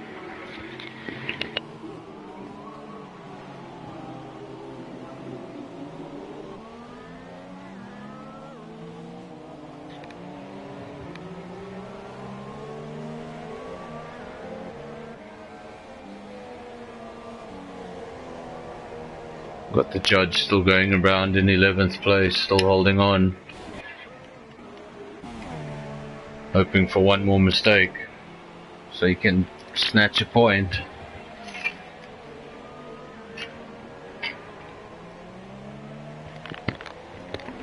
Make this drive in the wet all worth it.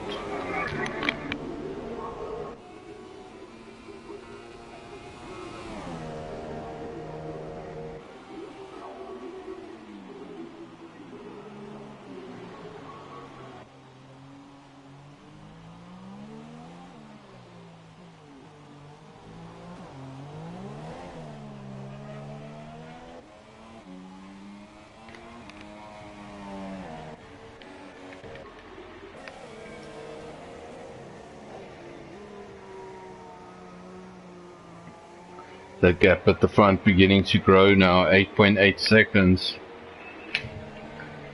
It's obviously a mistake somewhere by Nismax.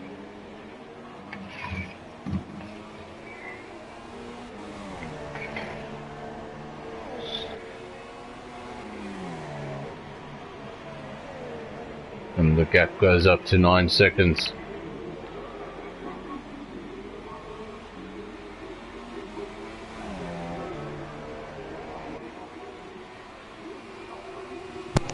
Jonathan, I got another weather update for you. We've got DW with us again, and he's got some fighting information from the monitor. What's up? Apparently it's gonna ease up again. As in intermediate ease up. Yes, I actually went to go pit for the weights as well, but then Jeff put me another set of intermediates, but now it might just work in my favor. Might just work in your favor. The gap is 25 seconds, and if you're able to maintain that, if these guys have to come in for intermediates, you guys are going to be on top of each other. Yes. So well, it makes a lot more sense, because I was wondering why you refused to go in. Yeah, I actually was in, it's just they put on intermediates again. I missed that. So I could have been a lot closer if it wasn't for that. 13 laps to go, you're in a strong position. Yeah, anyway, let me get back to it. Enjoy. Thanks. So DW there on the line. Live from position 3.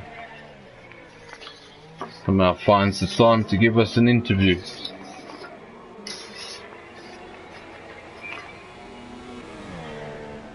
Gives us an interesting bit of information there. Seems like the rain may ease up. Now if that's the case, we've got 12 laps remaining now, lap 44 of 56. So let's say it does ease up with 5 laps to go. Leaders are going to have to stop. But that gap is going to be the important one. It's up to 28 seconds now. It's probably... And he's not going to want it to get too far beyond that. I don't think you want the gap to get too far beyond 30 seconds. Keep it 28, 30, and I think that you're going to have a very interesting race when these cars exit the pit lane. So just holding out on intermediates for the time being. And keep an eye on that gap, 28.3 seconds. If it starts to drop, then the intermediate is the right tyre to be on.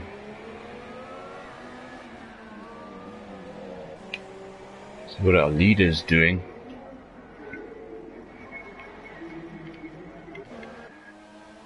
"10 seconds up the road all by himself on a set of wets. And what must he be thinking when he gets the weather report? We're doing Malaysia one last time and we're doing it properly."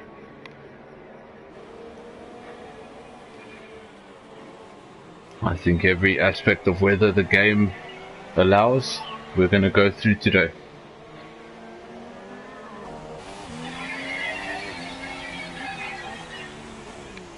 Tell you, RZDV, he dives into the pits on that set of wets. He's gonna come in and change. What's he gonna do? Go on to a set of intermediates, I presume. That promotes Nizmax to the lead of the race. Seemed to be a bit of a pause there. I'm not sure if he adjusted his front wing, but it just seemed like there was a bit of a pause. Mechanics weren't doing much. And he's gonna come out in second place. Basically 16 seconds adrift. 16.3 now. That will still change in the next couple of corners as it stabilizes. It'll be interesting to see, does Nizmax respond? Or is he gonna see how far he can go on the blue wall tires? Let's join him and see what he's up to.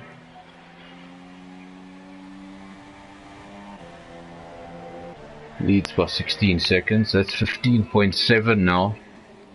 So it is coming down.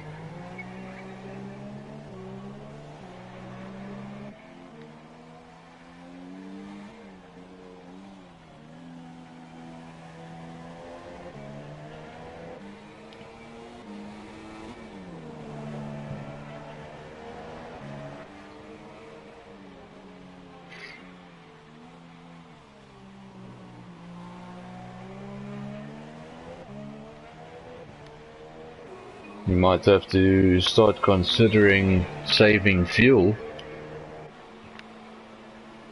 Nizmax, fuel looking a bit low. 11 laps remaining. Gap at the front, 15.4 seconds. Nizmax stays out for another lap. I was following him to see if he would react. Stays out for another lap, still on the wets. One of 3 drivers on the wets. The other 2 being Fossey in the... And as I say that, Fossey comes into the pits, surely to change tyres. And then Deathseeker, the other man on wets, going around the final hairpin as we speak and into the pits. So the only man left on circuit, on wets, is your leader. And he's clinging on to a lead that is substantially falling.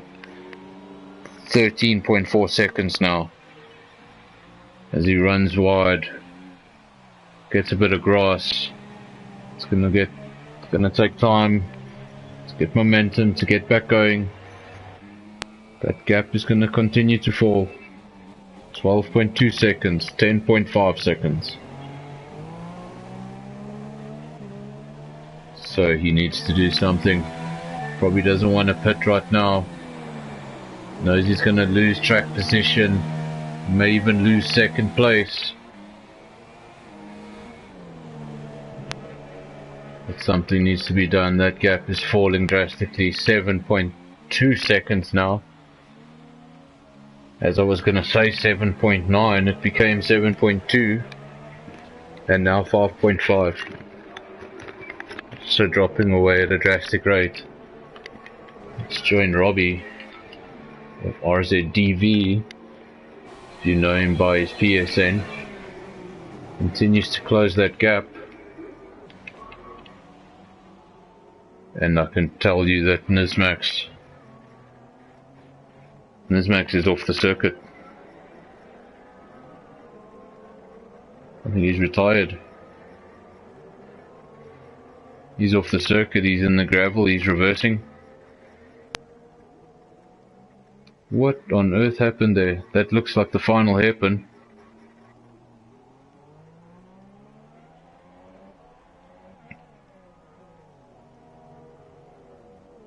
And he's pulling off to the side. Looks like that may be the race for Nizmax, and it is. That's it. He's retired from the race. Very disappointing. He's in a strong position. Maybe just making a mistake on tyre choice, or going a bit late on tyre choice, and it cost him. But what that has potentially done It's what I said earlier about the judge. Just keeping focus, holding on until the end, and hoping for a point that could bring him into a points-paying position, as well as maybe promote Captain Ice to third.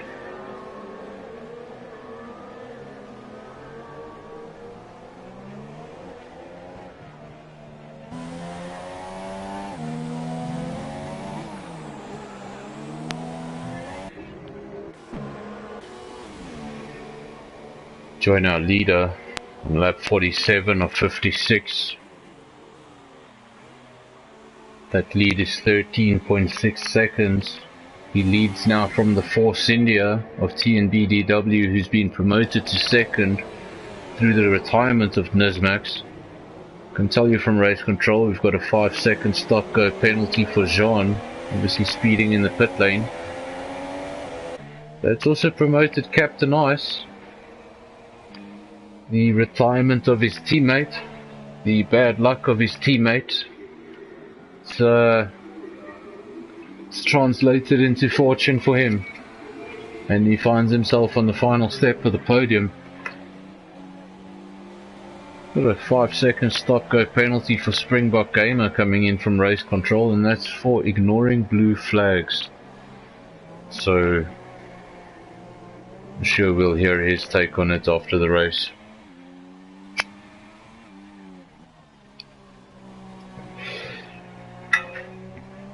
Everybody is out on intermediates with 8 laps remaining in the race.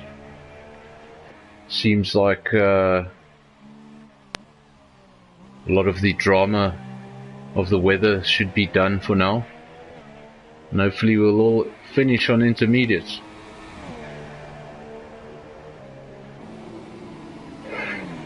Five-second stop-go penalty, ignoring blue flag. Springbok Gamer again.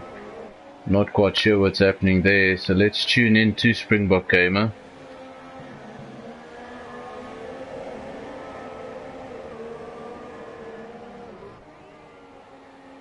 We're trying to pass him. Just seems like he's in a bit of a difficult position at the moment. He's ignoring blue flags because he seems to be faster than the cars trying to lap him. Not the best position to be in.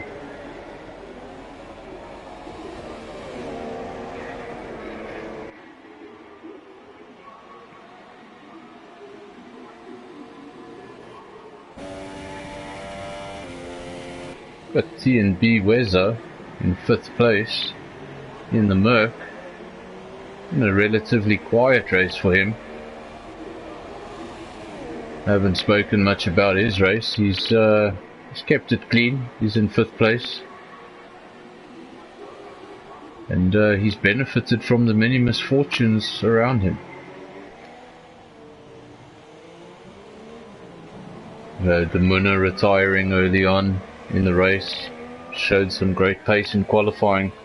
It's disappointing to see the end of the Toro Rosso driver. Then Gavin, another man who was quickest in Q1 and Q2, missed out on Q3. Not 100% sure what happened there, but importantly got back in time for the race. Started surging up the field, got his way up to 4th, I believe it was, before he retired. Just making a mistake in the ever-changing weather conditions that this race has given us.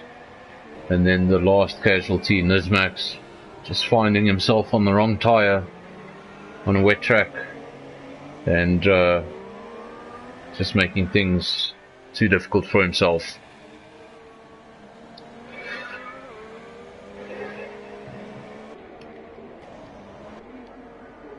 Judge was a lap behind, so he hasn't passed Nismax just yet, but if he keeps going in the next lap or two, he'll be in the points. Lap 50 or 56. He joins Staffy as he comes into the pits. He's currently in 4th. can tell you TnB Weather is 20 seconds adrift in 5th. So it'll be interesting to see if he can make up a position here. So after a good pit stop, he's out of the pits. Well, he's left the pit box, he's still in the pits. Can tell you Weather has gone through quite comfortably into 4th place.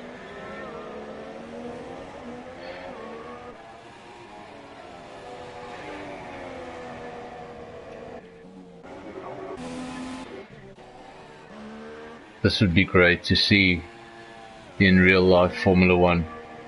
The top 6 are 6 different manufacturers. McLaren leading Force India, leading Red Bull, leading Merck. Can't see what that is. Give me a better camera angle. Leading Williams, leading Sauber. That would be a very interesting timesheet. First double car you'll find in 7th, Springbok Gamer. The second of the Force Indias.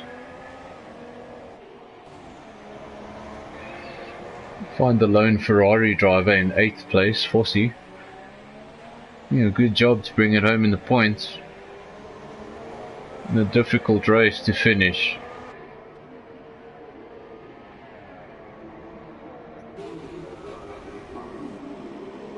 Deathseeker in the second Merc. He's in 9th.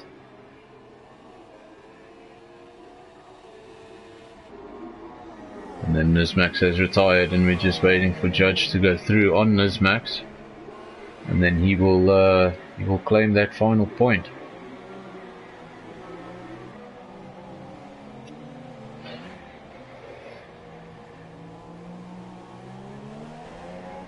Not quite sure what my timing screens are showing me. Not sure if this is wrong.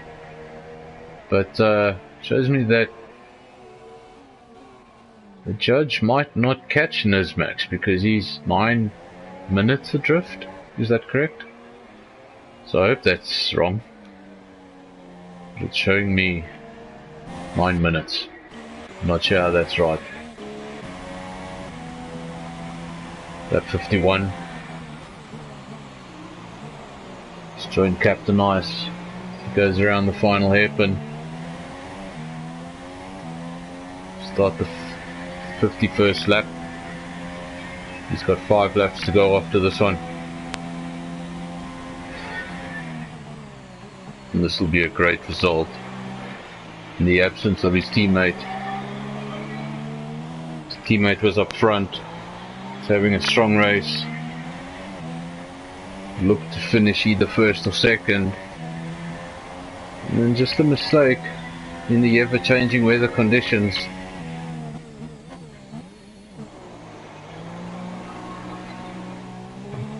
And I dare not say it. I haven't gotten any information from the drivers, but I've just seen it on the bottom of the screen. DRS has been enabled. Everyone is out on intermediates with the exception of DW, who's currently in the pits. He's leaving his pit box with a set of super softs. And this could make all the difference. Well, let's watch this. This race just got extremely interesting with 4 laps to go. RZDV leads the way from TnB DW. The gap now 39.1 seconds. But TnB DW is on a set of super softs on a drying track. So how quickly will that gap come down? And surely RZDV is going to respond immediately. Captain Ice, the man in 3rd, he's still on intermediates. As far as the timing screens go, he's safe in 3rd place. Nowhere near 2nd, and 4th is far away.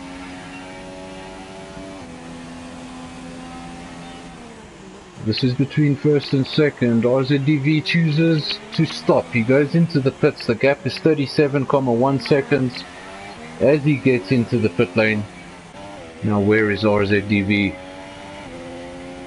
I mean DW. Still far away.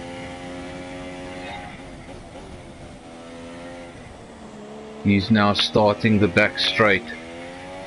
Where's RZDV? He's coming into his pit box now. Put on a set of super softs and he's out. That's a good stop. Didn't have any penalties, didn't have any adjustments. It was quick. And he's getting back up to racing speed. Where is DW? He's on the main straight. How much is this gap going to be? Say about 8 seconds. I don't know. Just a guess. I'll tell you after turn 3 when the time stabilizes.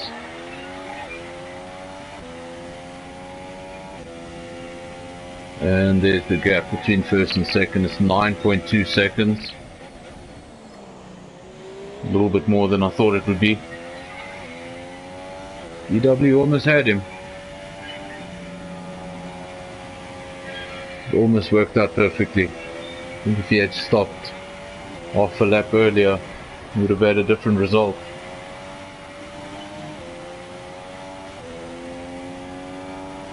Three laps to go. RZDV leads from DW, and then in a race all of his own, Captain Ice is in third, just looking to bring that Red Bull home in the final podium spot, and it will be a great drive.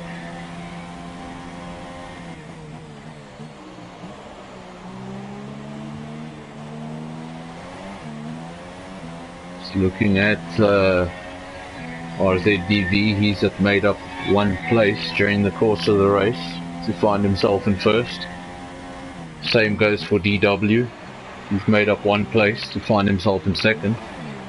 Captain Ice in third. He's made up 4 places.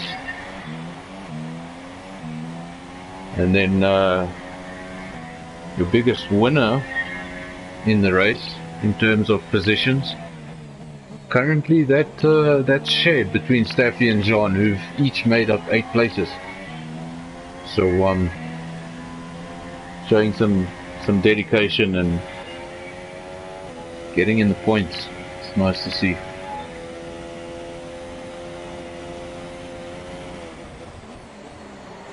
Would be a great result for Williams. If I'm not mistaken, looking for their first points in the 2018 season. This would be a great result, and Staffy goes fastest with a 1:35.8. Fastest lap on lap 54 of 56. Maybe just threatening that 4th place of TnB Weather in the Merc, letting him know he's there. Letting him know, if you run a bit wide, if you get a bit of grass, I'm taking your position. No pressure.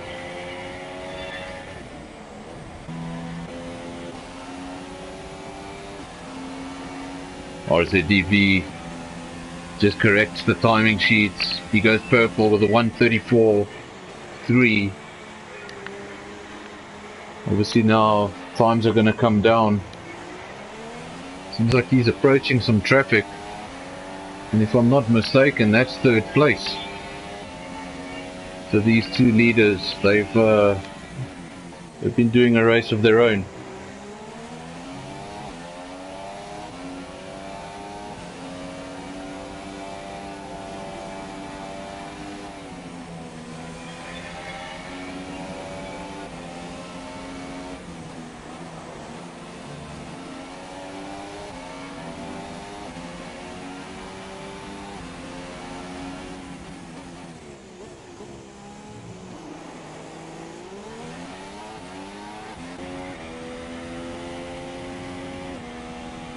DW in second, 9.7 seconds adrift.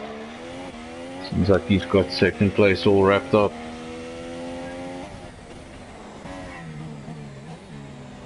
Seems like the top 3 are pretty much settled.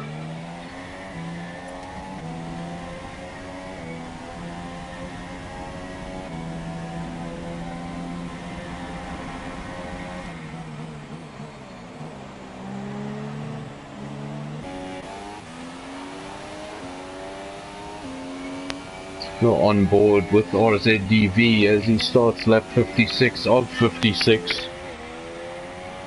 DW also on the main straight now, just starting his final lap. You've got your top two runners on the final lap.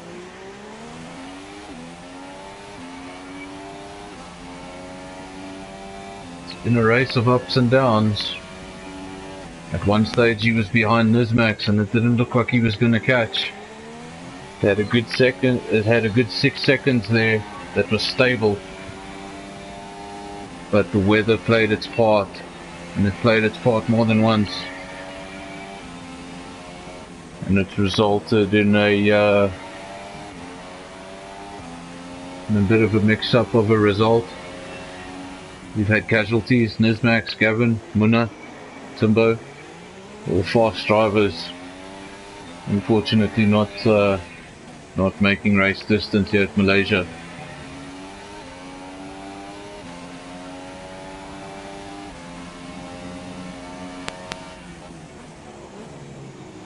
With RZDV now as he goes down the back straight for the final time. Victory just one turn away. No problems there. He goes around the hairpin for the final time onto the main straight. Over the line and fastest lap on the final lap, a 1:34.2. And what a performance for McLaren. And I think you're looking at your new championship leader, if I'm not mistaken. DW has gone over the line in second. Great job. And Captain Ice, he's already classified as third because he was a lap behind. So, takes us down to fourth. I'm going to watch Staffy over the line. Coming up to Forsey to lap him. Might just choose to stay behind him, but Forsey backs off. Going to go around the final hairpin. And that's fifth place. And that means he made up 9 places during the course of the race. Fantastic result. Weza goes over the line. Just waiting for the last two. It's now Death Seeker and the judge, the only men left out on track, waiting to finish.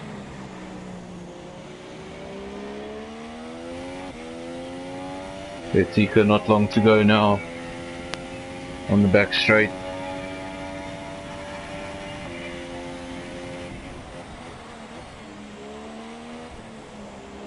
Until your judge has finished.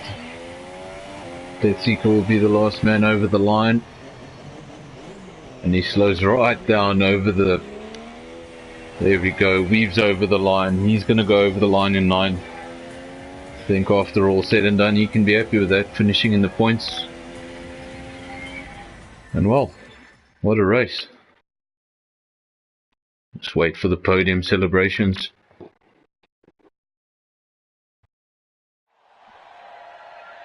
And there we go. RZDV with the finish flag. Wins the race for Honda. DW in second. Podium actually looks great. McLaren, Force India and Red Bull. Let's just hope that McLaren can get the other side of their garage sorted out. Well, let's just have a look at the results. Obviously RZDV winning, coming through in first place. Great job. TnB DW in second. Captain Ice in third. Staffy doing a great job, coming over the line in fourth for Williams. First of your Merc runners, TnB Weza, came through in fifth. Then we've got Sean in sixth.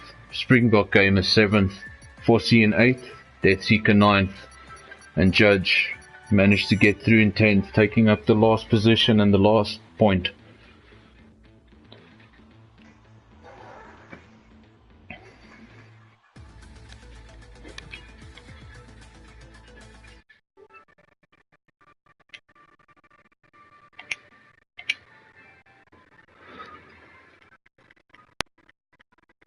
I'm just going to try and invite Johan. Okay.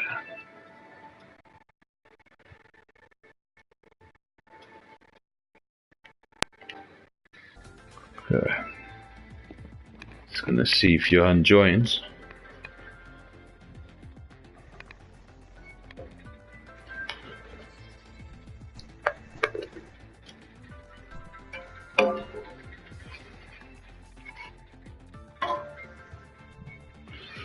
Okay. While we there we go. There's Johan. Okay. Let's just gonna Johan, are you there?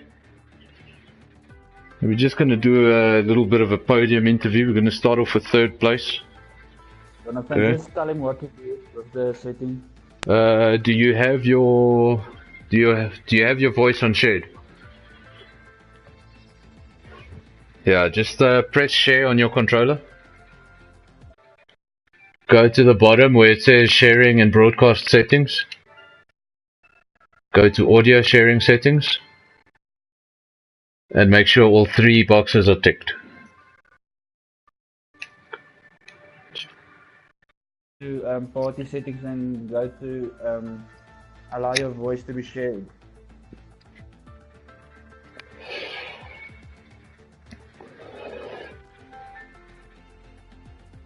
Okay. Okay, let's start with Jan. Jan, in the Red Bull, you finished third. At one stage, it didn't look like you were gonna land up on the podium, but things went your way. You happy with that result at the end of it? Oh, it's ecstatic. From 7th up to 2nd in the first few corners, then falling back. Everybody come past me, so I thought maybe 5th. That would have been the highest. Am I correct in saying that's your first official TnB event podium? This will be my 2nd podium, but first for this season. First for season 4. Are you happy with it, considering all the weather changes and everything that happened out there? It looked pretty difficult at times.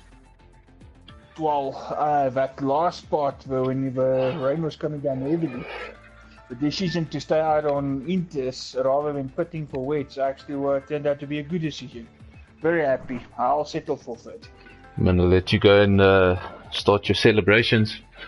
We'll speak to the man who finished in 2nd. It's DW in the Force India. What can you tell me about that? No, well, I'm in the same boat as Captain Ice. Basically, it was the Inter staying out on the Inters that turned my race around. Because I was hoping that Rob and Nismax are not gonna pit. They're gonna try and stick it out. And then obviously Rob pitted, but Nismax did, which helped us, for myself and Rob. And then when I saw the intermediate starting to overheat, that's when I decided to just pit in. And just as I pit in, I saw DRS was enabled, so that was perfect timing. Things just working out well for you there at the end. Yeah, perfect. It was difficult with Captain Ice though in the beginning. I saw the defensive driving, and it was quite troublesome in the beginning for you guys to get past. It was good driving. Oh yeah, definitely, especially in that first S section. I mean, I understeered a little bit, and he came past me, clipped my wing a little bit, got a little bit of damage, but not too much. I could still handle it, but that was just pure racing in the wet. Nothing to complain about. Nicely done in the Force India, and I'm sure the boys at Force India are going to be happy with that result. Springbok Gamer also coming home in the points. So nicely done. Now we're going to go over to our leader, our winner, RZDV, reigning champion. He got his first win in Malaysia today. Were you expecting it? Were you feeling confident going into Malaysia? Or was this a surprise as well? It was a surprise winning. That I will say that. I didn't expect to win. With Muna, Gavin, Dirk, even the vet, he actually showed some good pace in qualifying and brilliant racing. Thanks, Rob. So,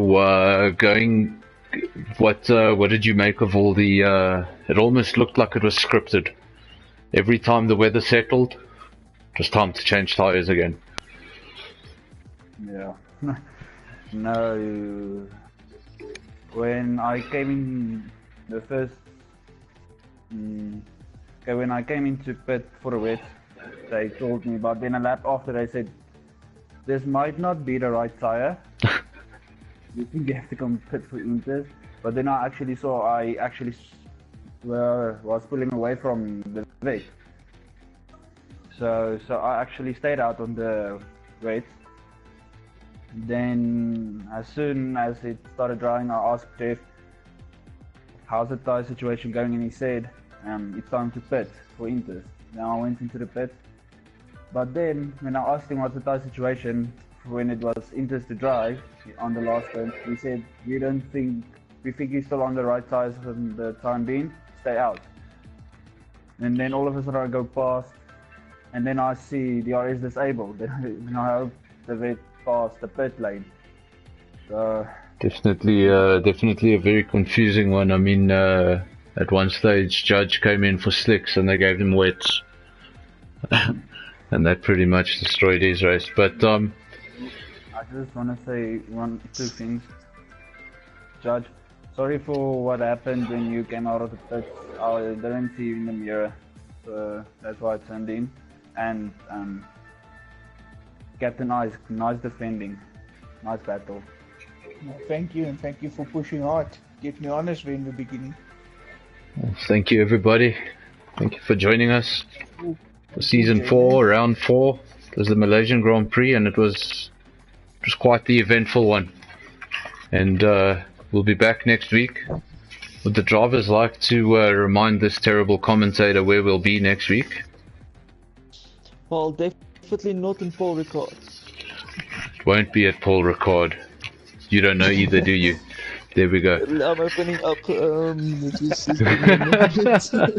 this is fantastic. Terrible commentary. Mexico. The drivers don't even know just where like they're saying, traveling in a week's time. Mexico. This is fantastic. Yeah, we're going to Mexico. Okay, so join us next week at the Gran Premio de Mexico. We'll be there. We don't have any Mexican drivers, unfortunately. Maybe someone will put up a Mexican flag for next week. We'll see you then. Thanks, guys. Cheers. Cheers. Thank you.